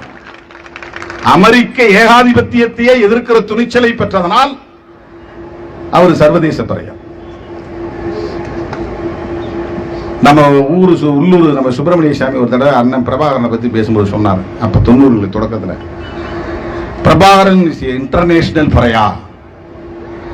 அவர் ஒரு சாதாரண குடும்பத்தில் மீனவ தொழிலை செய்யக்கூடிய குடும்பத்தில் பிறந்தவர். அவங்க அப்பா பேரு பிள்ளைன்னு வரதுனால எல்லாரும் அவரை பிள்ளை மாதிரி நினைச்சிட்டு இருக்காங்க தமிழ்நாட்டில் இருக்கிற சாதிவாதிகள்லாம். அவர் பிள்ளை கிடையாது, 7 பிள்ளைன்னு வருது இல்லையா, அதனால அவர் ஒரு கடலில் மீன் பிடிக்கிற தொழிலை சார்ந்த குடும்பத்தை சார்ந்தவர். அவரை இவன் பறையாங்கிறான், இன்டர்நேஷனல் பறைய. உலகத்தில் 22 நாடுகளை எதிர்த்து களத்தில் நிற்கக்கூடிய ஒரு போராளி. 22 நாடு, அமெரிக்கா, அமெரிக்காவுடைய அடிவருடி நாடுகள், இந்தியா, இவையெல்லாம் ஒன்னா சேர்ந்து ஆயுதத்தோட களத்தில் நிற்கிறான். நீ எவன் வேணாலும் வா பார்க்கலான்ட்டு நின்றவர். கடைசி வரையிலும் பணியாமல் எவன் சமரசமாகாம எதிர்த்து நிற்கிறானோ அவனுக்கு இப்படி ஒரு பட்டத்தை சூட்டுறாங்க. அதுக்கு பேர் கலகக்காரன் பேர், புரட்சிக்காரன் பேர். அது இழிவான பெயர் கிடையாது. எதிர்க்கிறவன் கலகம் செய்கிறவனுக்கு இவனை வைக்கிற பேர் உலகளாவிய பேர். சமரசமானவன் பூரா சாதி இந்துக்களா போயிட்டான். ஏதோ ஒரு பட்டத்தை வாங்கிட்டு போயிடுறான். அவன் பெரியார் ரொம்ப பச்சை பச்சையா பேசினார். சூத்திரன் உனக்கு என்னன்னு தெரியுமாடா, அவன் என்ன எழுதி வச்சிருக்கான் தெரியுமா, அதெல்லாம் நாம சொன்னா நான் சொன்னேன்னு சொல்லுவாங்க, எங்களை இழிவுபடுத்தினா. அவரு பச்சை பச்சையா சொன்னார். இதுக்கு அர்த்தமே இப்படிதான்டா, இந்த சூத்திரப்பட்டம் ஒழியணும்டா, சூத்திரப்பட்டம் ஒழியணும். இதுக்கு என்ன அர்த்தம் தெரியுமா? மனு தர்மத்தில் எல்லாத்துக்கும் ஒன்னு செக்ஷனா சுலோகமா எழுதி வச்சிருக்கான். அன்னைக்குதான் வர்ணம் இருந்துச்சு, இன்னைக்கு இருக்கா? வர்ணம்லாம் ஒழிஞ்சு போச்சு.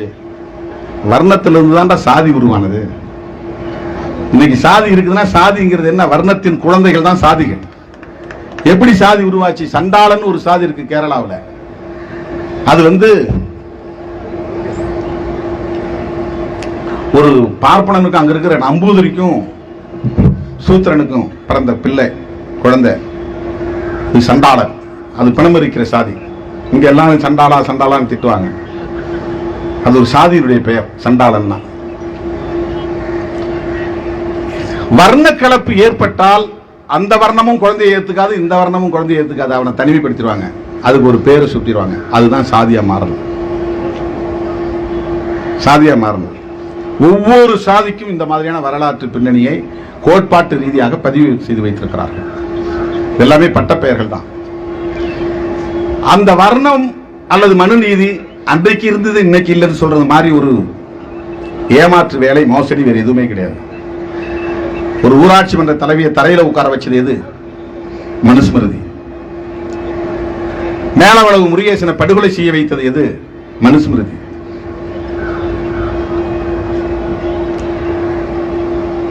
இங்க சேஷமங்கலத்தை பற்றி சொன்னார். இந்த தெரு வழியா தேரை கொண்டு வரக்கூடாதுன்னு தடுத்தது எது?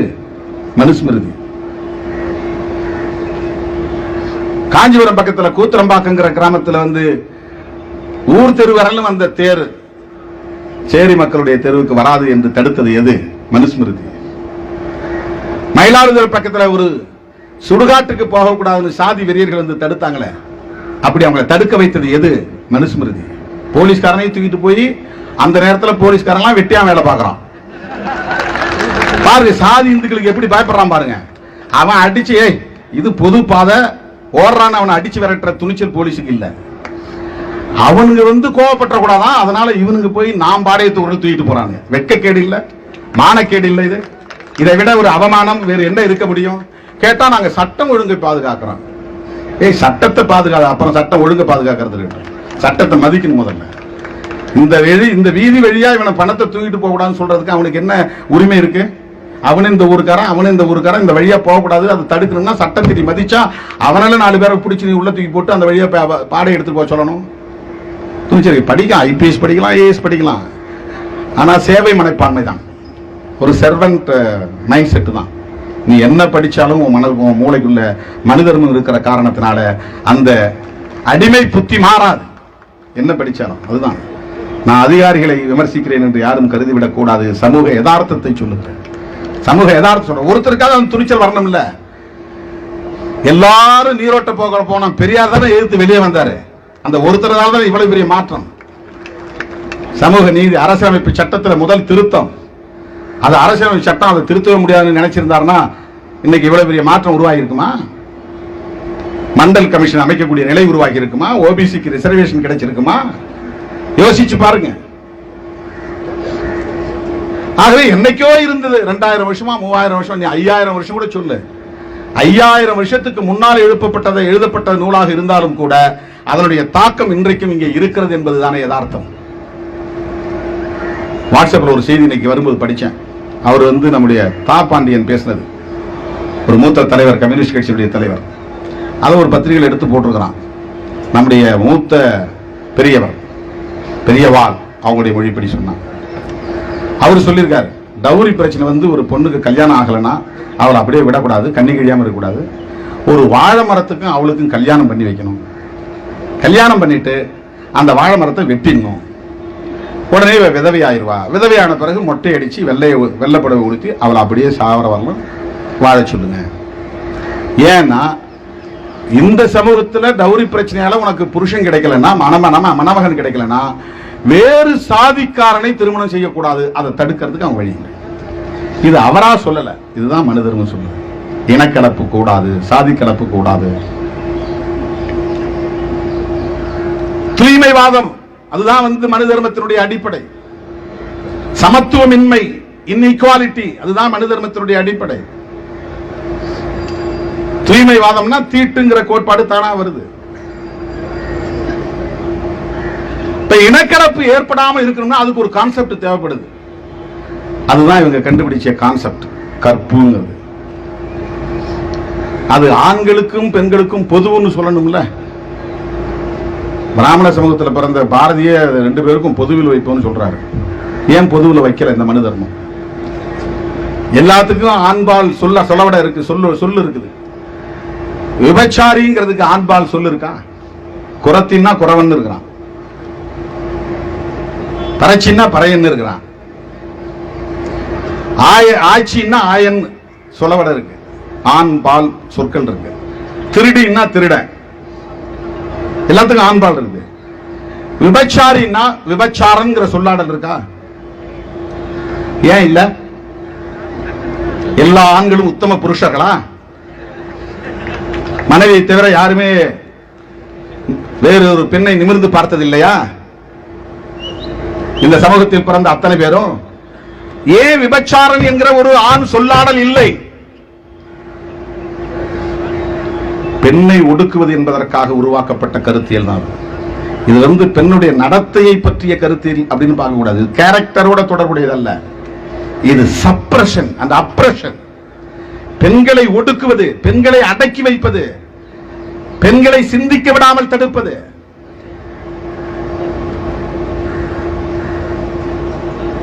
திட்டமிட்டே உருவாக்கப்பட்ட ஒரு கருத்தியல் இது, பரப்பப்பட்ட ஒரு கருத்தியல் இது.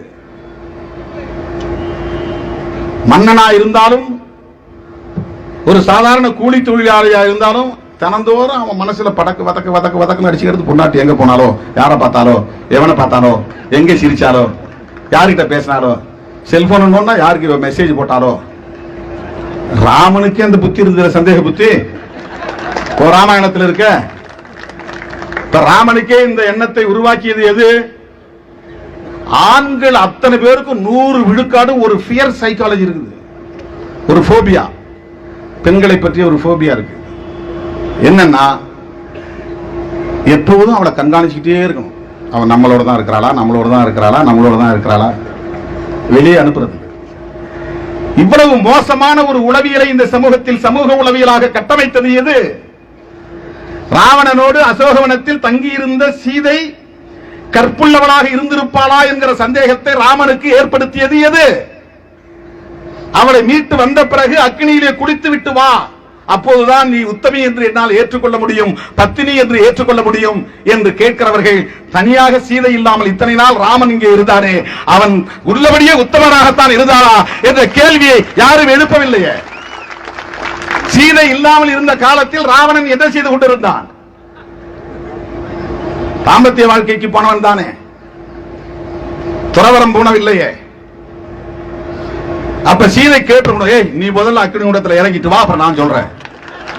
என் மேல நீ சந்தேகப்படுறல்ல, என் மேல சந்தேகப்படுறல்ல, ராவணன் ஏதாவது பண்ணிருப்பான்னு உனக்கு ஒரு சந்தேக புத்தி இருக்குல்ல. அப்ப இவ்வளவு நாளா நான் இல்லாம அங்க இருந்தே நீ சும்மா இருந்தியா? ஒழுக்கமா இருந்தியா? உத்தமனா இருந்தியா? யாரையுமே பார்க்கலையா நீ? அப்ப சீதை கேட்டிருந்தா சரி. இந்த வாதத்தை குதர்க்கவாதம் என்கிறார்கள்.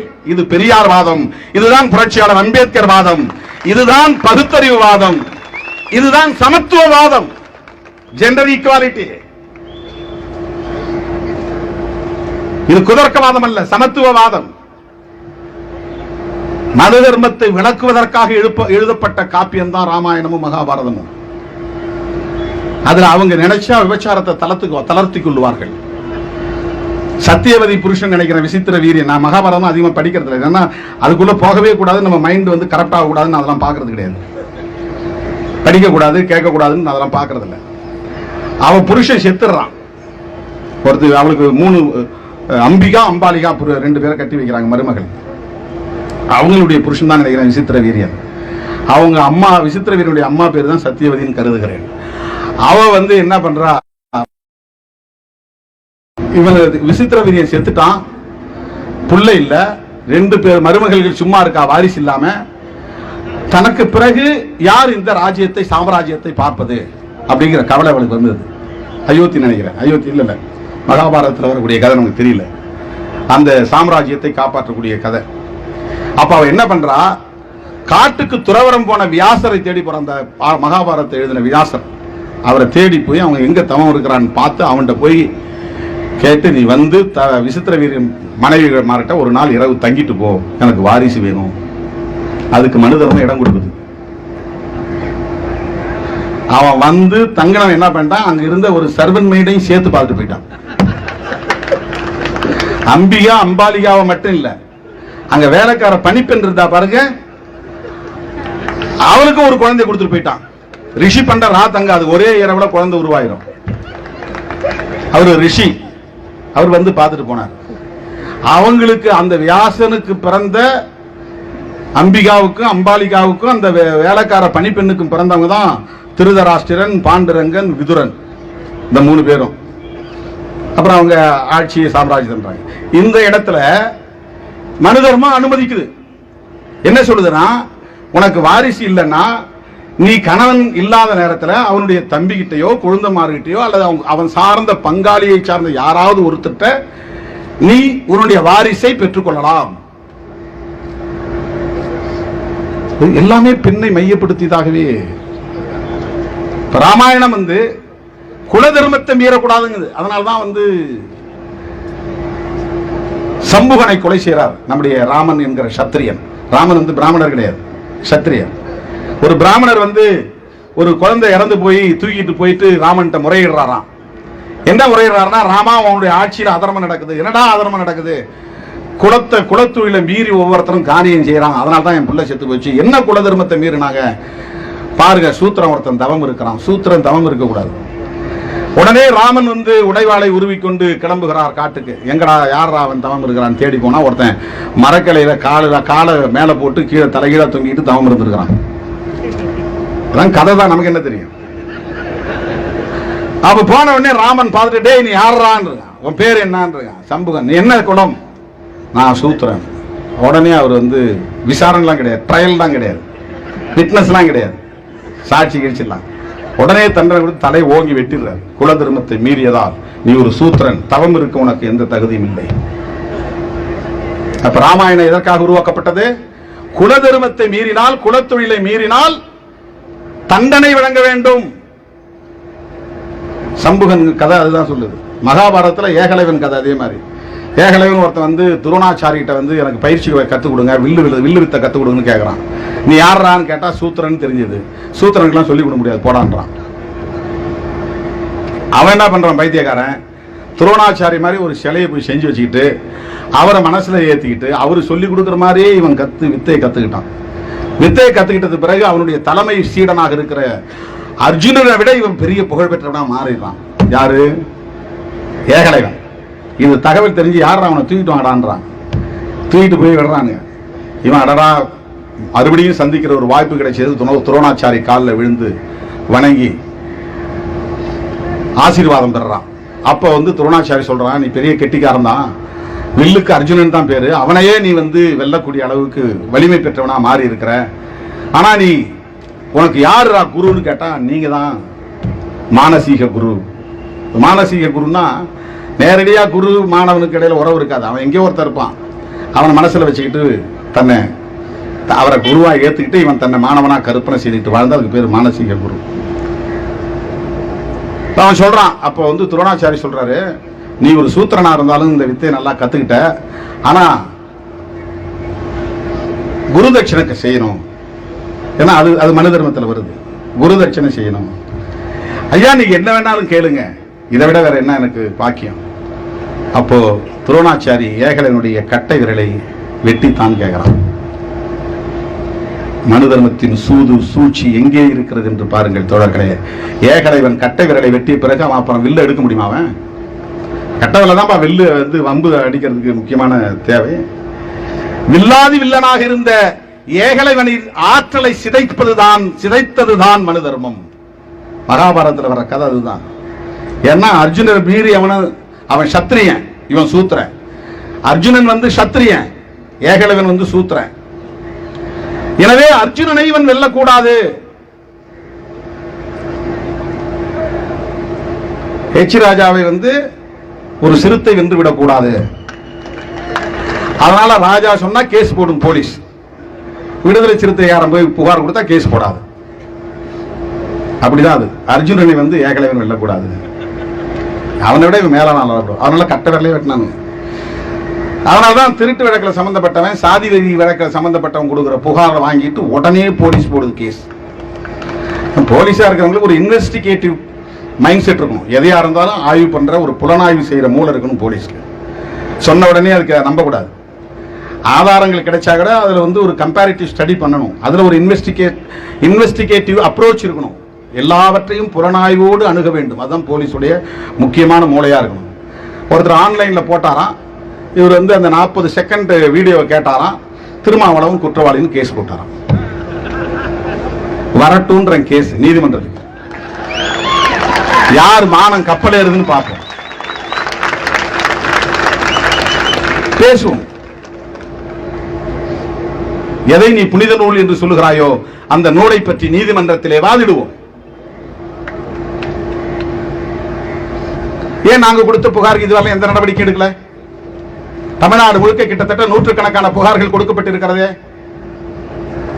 அரசியல் பேச தெரியாத அந்த கும்பல், கொள்கைக்கு கொள்கை பேச தெரியாத கும்பல், கோட்பாட்டுக்கு கோட்பாட்டை முன்வைக்க தெரியாத அந்த கும்பல் தனிப்பட்ட முறையிலே என்னை இழிவுபடுத்தி வன்மத்தை கக்கிக் கொண்டிருக்கிறார்கள்.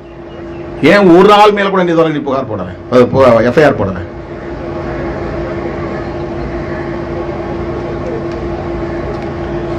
காவல்துறையின் மெத்தனம் உள்ளபடியே வேதனைக்குரியது. அதனால தான் டிஜிபி பார்த்தேன். நீங்க very very good genuine officer. அவர் ஒரு நேர்மையான அதிகாரி என்பதால் தான் இந்த அளவுக்கு இன்னைக்கு அந்த இடத்துக்கு வந்திருக்கிறார் அப்படிங்கிற நம்பிக்கையோடு போய் பார்த்து கொடுத்தோம். நீங்க அவங்க மேல நடவடிக்கை எடுக்கணும். அப்படி இல்லைன்னா அது ஒரு அநீதி அப்படின்னு சொல்லிட்டு வந்துருக்கோம்.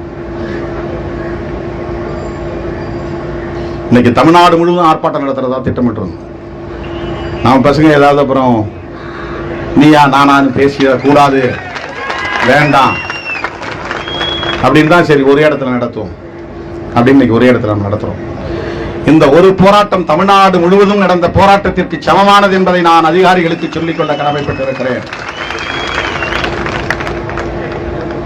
எங்கள் மீது அவர்கள் திட்டமிட்டு அவதூறு பரப்புகிறார்கள், சமூக பதற்றத்தை உருவாக்குகிறார்கள், சமூக வலைத்தளங்களை சட்ட விரோதமாக பயன்படுத்துகிறார்கள், சாதி வெறியை தூண்டுகிறார்கள், மத வெறியை தூண்டுகிறார்கள், வெறுப்பு அரசியலை விதைக்கிறார்கள்.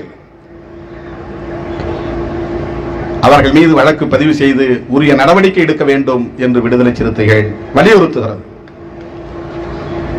தோழர்களே,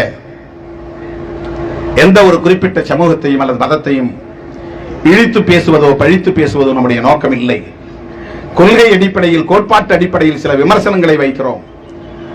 சொல்ல போனால் இந்த போராட்டத்தை பொறுத்தவரையில் வெகுண்டெழுந்து வீதிக்கு வந்து போராட வேண்டியவர்கள் பெண்கள் தான். இது பெண்கள் நடத்த வேண்டிய ஒரு மகத்தான புரட்சி. இது பெண்களையே தூண்டிவிட்டு திருமாவளவனுக்கு எதிராக அவதூறு பேச வைக்கிறார்கள்.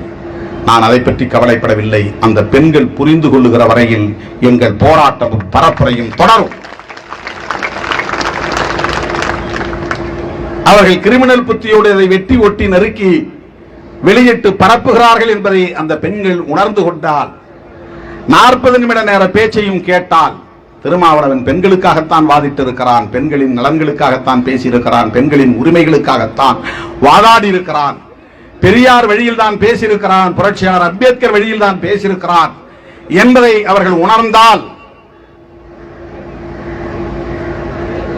தமிழகத்தில் மட்டுமல்ல இந்திய அளவிலே ஒரு மகத்தான புரட்சி நிகழும். தோழர்களே, இன்றைக்கு இங்கே இருக்கக்கூடிய அனைத்தும் இந்திய அரசியலமைப்பு சட்டத்தின் ஆட்சி நிர்வாகத்தின் கீழ் இருக்கிறது என்பதை விட சமூக தளத்திலும் பண்பாட்டு தளத்திலும் விதவை மறுமணம் செய்யக்கூடாது, அவள் தலையை மொட்டையடிக்க வேண்டும், அவள் பூ வைக்க கூடாது, கைகளில் வளையல் அணியக்கூடாது, 16ஆம் நாள் தாலியை அறுக்க வேண்டும், கடைசி வரையில் அவள் விதவையாகவே வாழ வேண்டும், வெள்ளை உடையை உடுத்தி இருக்க வேண்டும் என்றெல்லாம் இன்றைக்கு சமூகத்தில் நடைமுறையில் இருப்பதற்கு இந்திய அரசமைப்பு சட்டம் காரணமில்லை, மனுஸ்மிருதி தான் காரணம். சின்னஞ்சிறு வயதிலேயே பாலிய விவாகத்தை நடத்த இங்கே அனுமதித்தது அரசியலமைப்பு சட்டம் அல்ல. அரசமைப்பு சட்டத்தின்படி அல்லது இந்திய சட்டத்தின்படி இன்றைக்கு பெண்ணுக்கு 18 வயது, ஆண்களுக்கு 21 வயது. ஏன் இந்த வயதை சமமா வச்சா? 2 பேருக்கும் 21 வயசுன்னு வச்சா என்ன? அது என்ன, ஆண்களுக்கு மட்டும் 21 வயசு, பெண்களுக்கு 18 வயசு? அப்ப இந்த 21 வயசு வரலாம் அவன் ஒழுங்கா இருந்துருவானா? இந்த வயது நிர்ணயம் கூட எந்த அடிப்படையில் என்ற கேள்வி எழுகிறது. எந்த அடிப்படையில் இந்த வயது நிர்ணயம்? சொல்ல போனா பெண்கள் ஒரு நாளைக்கு நெல்லத்தனை வளருவாங்க, ஆண்கள் ஒரு நாளைக்கு எல்லத்தனை வளருவாங்கன்னு கிராமத்தில் பழமொழி. எள்ளு அளவுக்கு பெண்கள் உடல் வளர்ச்சியிலும் வேகமா வளருவாங்க, மூளை வளர்ச்சியிலும் ஆண்களை விட பெண்கள் அண்டர்ஸ்டாண்டிங், கிராஸ்பிங் ரொம்ப அதிகம். நீங்க ஒரே வீட்டில் பெண் குழந்தை ஆண் குழந்தை வளரும்போது பாருங்க, பெண் நறுக்கு தெரிச்ச மாதிரி பெண் குழந்தை பேசும், பளிச்சுன்னு பேசும், கேள்வி நறுக்கு தெரிச்ச மாதிரி கேட்கும். இயற்கையிலேயே ஆண்களை விட பெண்கள் மூளை வலிமை உள்ளவர்கள். அதனாலதான் ரொம்ப இதை போட்டு பயங்கரமா ஒடுக்கி வச்சிருக்காங்க. என்ன கூட படிச்சது 6ஆம் வகுப்புல 20-25 பேர், 7ஆம் வகுப்புல 7-8 பேர் ஆச்சு, 8ஆம் வகுப்புல 3 பேர் தான். 3 பேர்ல 2 பேர் பெண்ணு, ஒரே ஒரு ஆண். அந்த ஒரே ஆண் நான் தான். டிராப் அவுட்ஸ் ஸ்கூல்ல 3 பேர் தான் படிச்சோம், 2 பெண்கள். 2 பெண்களுக்கு 8ஆம் வகுப்புனா 8-5 13 வயசு. 13 வயசுல பருவத்துக்கு வர்றது இயற்கை. அரையாண்டு தேர்வுக்கு பிறகு ஒரு பெண் வரல பள்ளிக்கூடத்துக்கு. ஆனா அதுதான் ஸ்கூல்லே கிளாஸ்லே நல்லா படிக்கிற பொண்ணு, ரொம்ப நல்லா படிக்கிற பொண்ணு. அதை நிறுத்திட்டாங்க. அப்ப பப்ளிக் எக்ஸாம் வந்துச்சு. 3 பேர்ல 2 பேர் தான் பப்ளிக் எக்ஸாம் எழுத போனோம். அந்த பொண்ணு நானும் தான். பப்ளிக் எக்ஸாம் முடிஞ்ச பிறகு நான் 9th படிக்க போயிட்டேன், அது கல்யாணம் பண்ணிட்டு போயிடுச்சு. பெண்களின் நிலையை பாருங்க, அது கல்யாணம் பண்ணிடுச்சு. இந்த பொண்ணு பப்ளிக் எக்ஸாமுக்கு முன்னாடியே கல்யாணம் பண்ணி கொடுத்துட்டாங்க. அரையாண்டு தேர்வில் நிறுத்தினாங்க பாருங்க. அதை மட்டும் படிக்க வச்சிருந்தா அது இன்னைக்கு தமிழ்நாட்டில் மிக முக்கியமான ஒரு பதவியில் இருந்திருக்கும். நல்லா படிக்கக்கூடிய ஒரு பெண்ணின் வாழ்வை எது சிதைத்தது? பருவத்துக்கு வர்றதுங்கிறது இயற்கை தானே. பருவத்துக்கு வந்தா பள்ளிக்கூடத்துக்கு போகக்கூடாதா? மேற்கொண்டு படிக்க கூடாதா? பருவத்துக்கு வந்த பிறகு பிறந்த வீட்டில் இருக்கக்கூடாதா? அது பல்கலைக்கழகம் வரையில போகட்டும், போய் படிக்கிற வரையிலும் படிக்கட்டும், அதுக்கு பிறகு கட்டி கொடுக்கலாமே. ஆனா என்ன ஒரு மைண்ட் செட் உருவாக்கிட்டான்னா, என்னைக்கா இருந்தாலும் அவனுக்கு அது பிடிச்சிதானே கொடுக்க போறோம், பிடிச்சி கொடுக்குற பொண்ணுக்கு எதுக்கு செலவு பண்ணணும்? ஆனா மக்கு பயலா இருப்பான், ஒரே கிளாஸ்ல 5 வருஷம் கிடப்பான், 8ஆவதுல 8 தடவை ஃபெயில் ஆவான். அவனுக்கு டியூஷன் வச்சு படிச்சு கொடுத்துருவான். அவன் கேட்கறதெல்லாம் வாங்கி கொடுப்பான். அவனுக்கு 2 வீலர் வேணும்னா 2 வீலர் வாங்கி கொடுத்துருவான். சினிமா போகணும்னா சினிமாவுக்கு காசு கொடுப்பான். எப்படியாவது படிச்சிடறான்ப்பான். ஆனா வாங்கிட்டு போய் நல்லா தண்ணி அடிப்பான், போதை அடிப்பான், சினிமா பார்ப்பான். ஆம்பளை பிள்ளைக்கு அவ்வளவு சுதந்திரம். ஆம்பளை 1000 இடத்துக்கு போயிட்டு வருவான்பா, பொம்பளை அப்படியெல்லாம் போகக்கூடாது. எங்க போனேன்னு ஆம்பளை பிள்ளை யாரும் கேட்க மாட்டாங்க.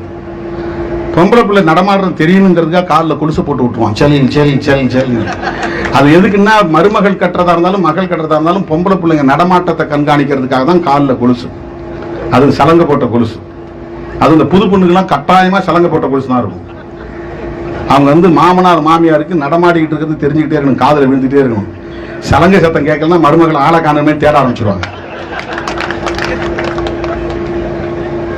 இந்த சமூகம் எப்படி இருக்கு பாருங்க. பெண்களை ஒடுக்கி வைப்பதற்கான கருத்தியல், ஒடுக்குமுறை வடிவங்கள்.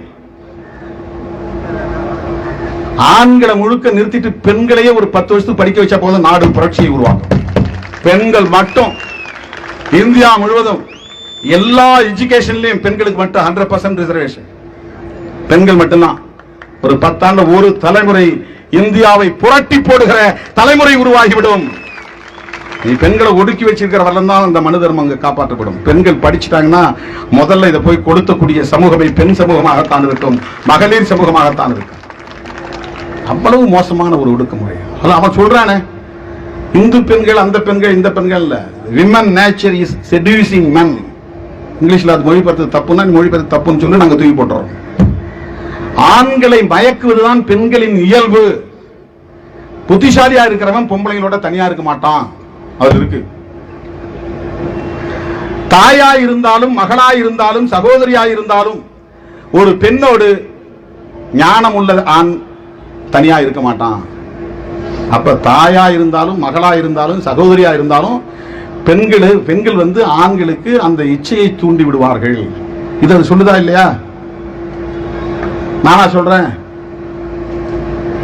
பருவத்தெல்லாம் பார்க்க மாட்டாங்க, வயசை பார்க்க மாட்டாங்க, அழகை பார்க்க மாட்டாங்க. அவங்களுக்கு வந்து மேன்லியா இருக்கணும். இது எதுக்காக சொல்லப்பட்டிருக்கு? இது கேரக்டர் அசாசினேஷன் அல்ல. நான் அப்படி பார்க்கல. பெண்களின் நடத்தையை இழிவுபடுத்துவதாக நான் பார்க்கவில்லை, பெண்களை ஒடுக்குவதற்கான உத்தி என்று நான் பார்க்கிறேன். இது வந்து ஒரு ஸ்ட்ராட்டஜி டு சப்ரஸ் விமன். பெண்களை ஒடுக்கிறது. ஏன்னா பெண்களுக்கு எதுல கோவம் வரும்னா நடத்தையை பத்தி சொல்லும் போதுதான் கோவம் வரும். அவங்க அதை சொல்லிதான் அடக்குவாங்க, அதை சொல்லிதான் ஒடுக்குவாங்க, அதை சொல்லிதான் அவங்களை வந்து அழுத்துவாங்க. இப்ப கேரக்டர் அசாசினேஷன் ஃபார் வாட்? எதுக்காக அந்த நடத்தை பற்றி பேசுறாங்க? அவன் வாய் திறந்து பேசக்கூடாது, எதிர்த்து பேசக்கூடாது, கருத்து சொல்லக்கூடாது. தாய் மாமனை கட்டிக்கணும். ஏன்னா எனக்கு அவனுக்கு பிடிக்கலாம் சொன்னா அப்ப நீ வேற எவனையும் மனசுல நினைச்சிட்டு இருக்கியா? இப்ப வேற எந்த வேலையாவது உனக்கு தொடர்பு இருக்குதா? ஏன்னா அவன் நல்லா இல்லை, ஆள் பார்க்கறதுக்கு ஒரு மாதிரி இருக்கிறான், எனக்கு அவனுக்கும் பொருத்தமா இருக்காது, அவனை வச்சுட்டு எப்படி நான் காலம்பூரா மாரடிக்க? காலம்பூரா வாழ்ந்தாங்கணும்ல. பிறந்த வீட்டை விட்டுட்டு, அம்மாவை விட்டுட்டு, அப்பாவை விட்டுட்டு, கூட பிறந்த அண்ணன் தம்பியை விட்டுட்டு ஒரு புலம்பெயர்ந்து வாழக்கூடிய ஒரு சமூகமா இருக்குங்க பெண்கள். இது எவ்வளவு பெரிய கொடுமை பாருங்க. ஆம்பளையா பிறக்கிறவன் வீட்டுக்குள்ளே இருக்கிறான், அப்பாவோட அம்மாவோட அங்கேயே இருந்துகிட்டு இருக்கான். பொம்பளை புள்ள 12 வயசுல 13 வயசுல பிரிச்சு அதை இன்னொரு இடத்துக்கு அனுப்புறான். சம்பந்தம் இல்லாத ஏதோ ஒரு ஊருக்கு யாரோ ஒருத்தட்ட அனுப்பி வைக்கிறான்.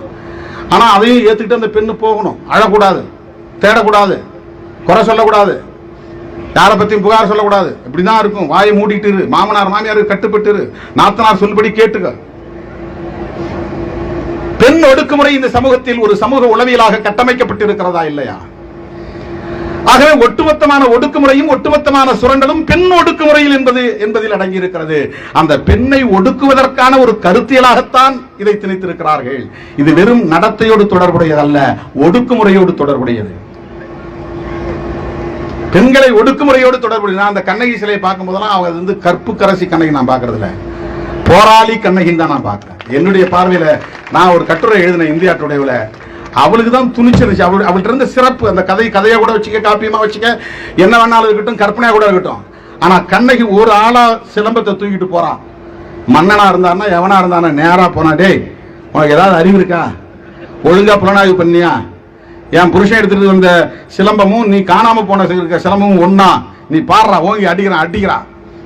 இதுல இருக்கிற பரல்களும் நீ காணாம போன சொன்ன சிலம்பத்தின் பரல்களும் ஒன்னான்னு பாடுறான். உன்ட இன்வெஸ்டிகேஷன் ப்ராசஸ் இல்ல, உன்ட இருக்கிற ஜுடிஷியல் சிஸ்டம் சரியில்லை. எவனோ சொன்னான்னு சொல் பேச்சு கேட்டு நீ வரல தண்டனை கொடுத்துற, என் புருஷனை நீ வந்து இன்னைக்கு பலி கொடுத்துட்ட.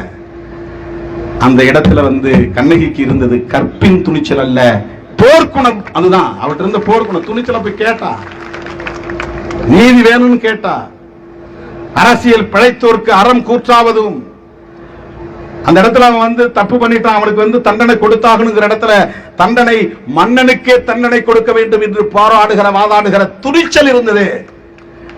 கற்பு கரசியின் வடிவம் அல்ல, போர்க்குணத்தின் வடிவம் கண்ணகி. நான் கட்டுரை எழுதினார் 25-20 வருஷத்துக்கு முன்னால இந்தியா டுடேல. கண்ணகி கற்பின் வடிவம் அல்ல, போர்க்குணத்தின் அடையாளம் அப்படின்னு எழுதினார். பெண்களுக்கு அந்த போர்க்குணம் வந்துடக்கூடாதுங்கிறதுக்காக தான் அடைக்க வைக்கிறான். நல்ல நகையை போட்டு பட்டு சாலையை உடுத்தி தேவதை மாதிரி இருக்கிற, லட்சுமி மாதிரி இருக்கிற, மகாலட்சுமி மாதிரி இருக்கிற இந்த புகழ்லாம் எதுக்கு? அதுதான் அவன் 3வது அத்தியாயத்தில் சொல்ற புகழ். 9வது அத்தியாயத்தில் பெண்களை கிழிகிழின்னு கிழிக்குது மனு தர்மத்தில். 3வது அத்தியாயத்தை எடுத்து வேகமா காட்டுறாரு. ஏய் தற்குறி, இதை படிதான். ஏய் நீ 9வது அத்தியாயத்தை படிதா.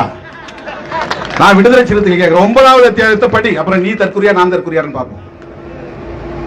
பெண்களை புகழ்வது என்பது பெண்கள் வேறு விவகாரங்களில் நாட்டம் ஏற்படாமல் அவர்களுடைய சிந்தனை வேறு இடத்து போகாம இருக்கிறதுக்காக போடுறாங்க. இல்லைன்னா ஏன் இவங்களை இவ்வளவு அடிமைப்படுத்தி வச்சிருக்கிறாங்க? பெண்களை எம்பவர் பண்ணா படிக்க வை, அதிகாரத்தை கொடு, சொத்தை கொடு. புரட்சியாளர் அம்பேத்கர் அவர்கள் தி கோட் ஆஃப் இந்துபில் என்கிற ஒரு சட்டத்தை கொண்டு வந்த போது அதில் பெண்களுக்கு சொத்துரிமை உண்டு என்று எழுதினார். அதனாலதான் பாலகங்காதர திலகர் ஆட்களை பொம்பளைங்களை தூண்டி விட்டு போராட வச்சாரு. இன்னைக்கு இவங்க தூண்டி விட்டு பெண்களை பேச வைக்கிற மாதிரி. அன்னைக்கு அம்பேத்கருக்கு எதிராக பெண்களே போராடினாங்க. பாவம் பெண்கள், விவரம் தெரியாது, யாரோ சொல்றதை கேட்டு போராடினாங்க. ஆனா அந்த பெண் சமூகம் விடுதலை பெற வேண்டும் என்பதற்காக இந்து சமூகத்தை சார்ந்த பெண்களுக்கு ஆண்களுக்கு எப்படி சொத்தில் பங்கு உண்டோ அப்படி பெண்களுக்கும் சொத்திலே உரிமை உண்டு என்கிற சட்டத்தை கொண்டு வந்தார்.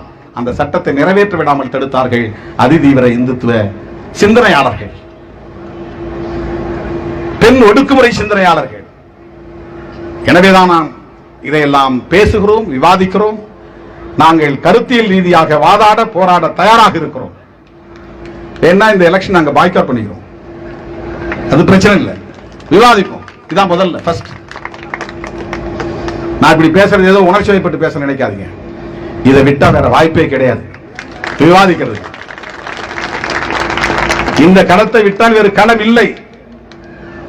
இது பேசப்பட வேண்டிய ஒன்று, விவாதிக்கப்பட வேண்டிய ஒன்று, விவாதித்ததற்கு தீர்வு காண வேண்டிய ஒன்று. நான் பாரதிய ஜனதாவை பார்த்துதான் பேசுகிறேன், நான் சங் பரிவார் அமைப்புகளை பார்த்துதான் பேசுகிறேன். இந்து மதத்தை பார்த்து பேசவில்லை, இந்து சமூகத்தை பார்த்து பேசவில்லை. திமுகவிலே 90% பேர் இந்துக்கள் தான், இடதுசாரி கட்சிகளில் 90% பேர் இந்துக்கள் தான், விடுதலை சிறுத்தைகள் கட்சியிலே 90% பேர் இந்துக்கள் தான். இந்துக்களின் நலன்களுக்காகத்தான் போராடுகிறோம். சமூக நீதி போராட்டம் என்பதே இந்துக்களுக்கான போராட்டம் தான். நீ என்ன, நீதான் இந்துக்களுக்கு 100% பாதுகாப்பு அரண் என்பதை போல பேசுகிறாய். யாரை ஏமாற்ற? நீ உண்மையிலேயே இந்துக்களின் பாதுகாவலர்களாக இருந்தால் நாளைக்கு நான் கேட்கிறேன், நாளைக்கு உங்களால் சமூக நீதிக்கான ஒரு சட்டத்தை கொண்டு வர முடியுமா? இடஒதுக்கீட்டுக்கு சட்டம் இருக்கிறதா? இடபிள்யூஎஸ்க்கு ஒரு சட்டம் கொண்டு வந்தீர்களே, ஓபிசி மக்களுக்கான இடஒதுக்கீடு, எஸ்சி எஸ்டி மக்களுக்கான இடஒதுக்கீடு சட்டம் கொண்டு வா. மோடி கிட்ட சொல்லி, அவர் தானே ஆட்சியில் இருக்கிறாரு. பெரியார் கேட்ட மாதிரி 100 விழுக்காடு இடஒதுக்கீடு கொண்டு வா. சுப்ரீம் கோர்ட் ஜட்ஜ்மெண்ட் தூக்கி குப்பையில போடு. பார்லிமெண்ட்ல விவாதம் நடத்த. பார்ப்பனர்களுக்கு 3%, மிச்சம் இருக்கிற 97%, எஸ்சிக்கு 22%, எஸ்டிக்கு 9%, அகில இந்திய அளவில் எஸ்சிக்கு 25%, மிச்சம் இருக்கிறத ஓபிசி கொடு. மக்கள் தொகை அடிப்படையில் 100 விழுக்காட்டையும் பிரிப்போம், பெரியார் சொன்ன மாதிரி. அப்படி ஒரு சட்டத்தை கொண்டு வாங்க. ஆனா 108 சாதிக்கு சேர்ந்து எம்பிசின்னு ஒரு பட்டத்தை வாங்கி அதுல 108 சாதிக்கும் 20% கொடுக்கும்போது தேர்தலுக்காக ஒருத்தர் ஒரு முழக்கத்தை வைக்கிறார், எங்க சாதிக்கு மட்டும் 20 வேணும் அப்படின்னு. அப்ப மற்ற சாதிக்கு எதிராக அவர் சிந்திக்கிறாருல்ல, அவர் தானே மற்ற சாதிக்கு எதிராக பேசுறாரு. யாராவது வாய் திறக்கிறாங்களா? அந்த எம்பிசி இருக்கக்கூடிய பிற சாதிகளுக்கு எதிராக பேசுறாரே இவரு, இது நியாயமா? அப்ப அந்த எம்பிசிக்கு என்ன? அந்த சாதி 108 சாதியில ஒரு சாதிக்கு மட்டும் 20% கேட்கற கேளுங்க, ரைட், அது உரிமை இருக்கு. ஒரு சமூகம் 20% வேணும்னு கேட்கறது ரைட். அதுல இருக்கக்கூடிய 107 சாதிக்கு என்ன நிலை, அதை பத்தி உங்களுடைய நிலைப்பாடு என்ன? ஏன் பேசல? இது யாராவது கேட்கறாங்களா? திருமாவளவன்னா இழிச்சவாயன் யார் வேணாலும் ஏறி அடிக்கலாம் நினைக்கிறீங்க, அது அந்த காலம், முப்பாட்டன் காலம், முப்பாட்டன் காலம் அது. இது திருமா காலம், சிறுத்தைகளின் காலம்.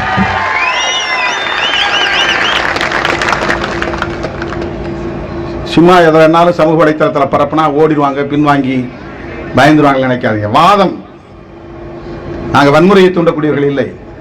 தமிழக அரசுக்கு ஒன்றை நான் சொல்லி நிறைவு செய்ய விரும்புகிறேன் தோழர்களே. தமிழ்நாட்டை வன்முறை காடாக்குவதற்கு பாஜக திட்டமிடுகிறது, வன்முறை களமாக்குவதற்கு திட்டமிடுகிறது. இந்த 2 ஆண்டுகளில் வெறுமன மத அடிப்படையிலான பிரச்சனைகளை மட்டுமே கையில் எடுத்திருக்கிறார்களே தவிர உரிமை அடிப்படையிலான பிரச்சனைகளை கையில் எடுக்கவில்லை. மீத்தேன், ஷேல் போன்ற திட்டங்களால் சமூக சுற்றுப்புற சூழல் பாதிக்கப்படுகிறது என்று நாம் போராடி கொண்டிருக்கிற போது,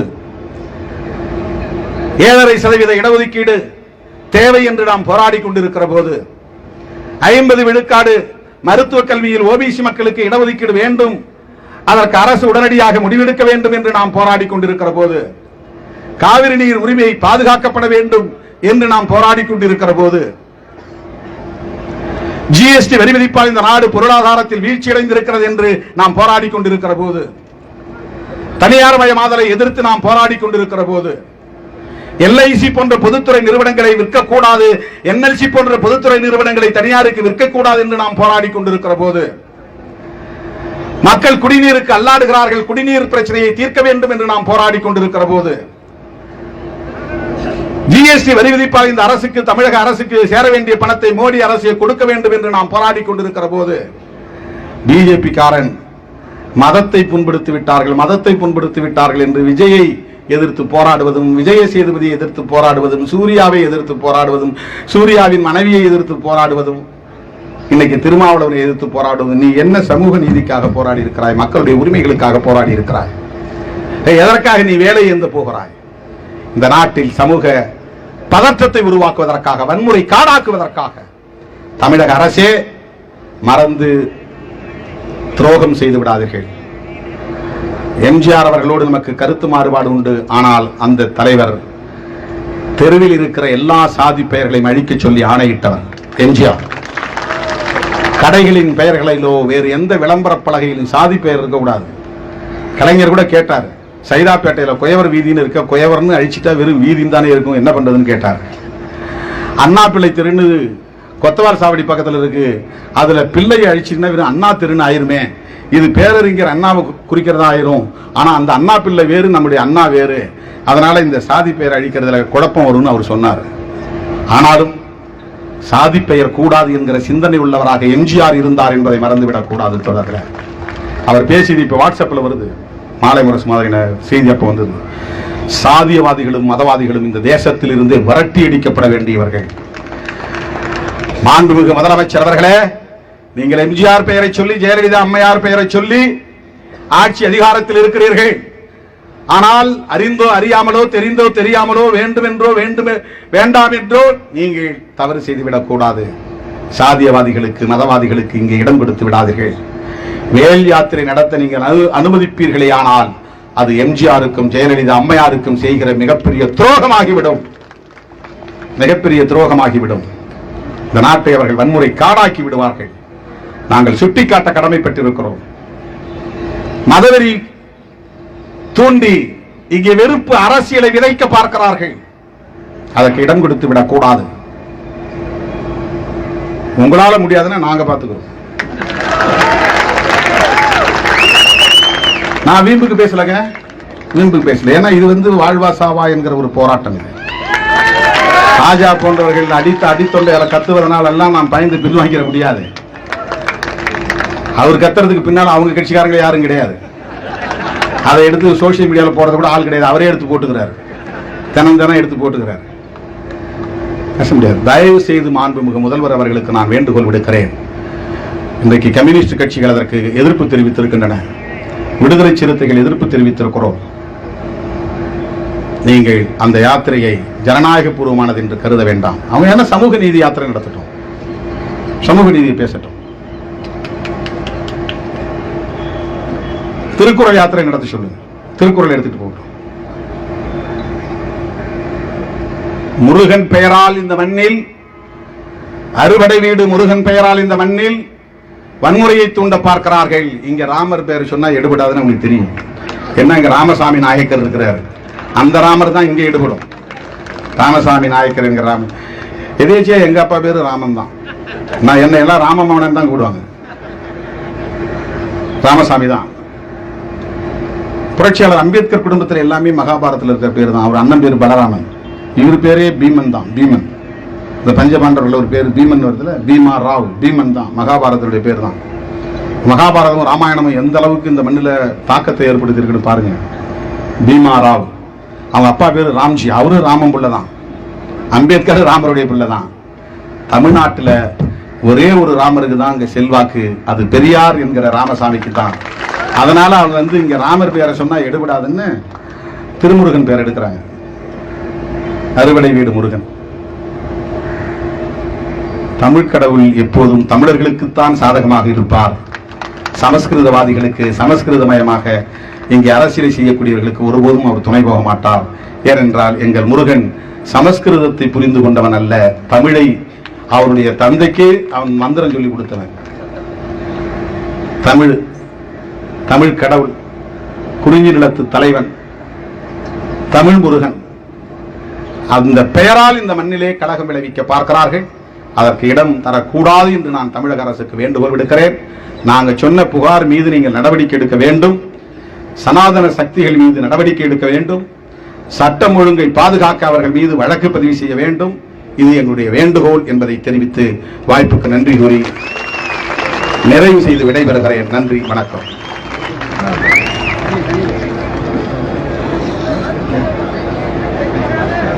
தடை செய், தடை செய், மனு நூலை தடை செய், மகளிரை இழிவுபடுத்தும், தாயை தங்கையை இழிவுபடுத்தும், ஏற்ற தாழ்வை நிலை நிறுத்தும் மனு நூலை தடை செய்.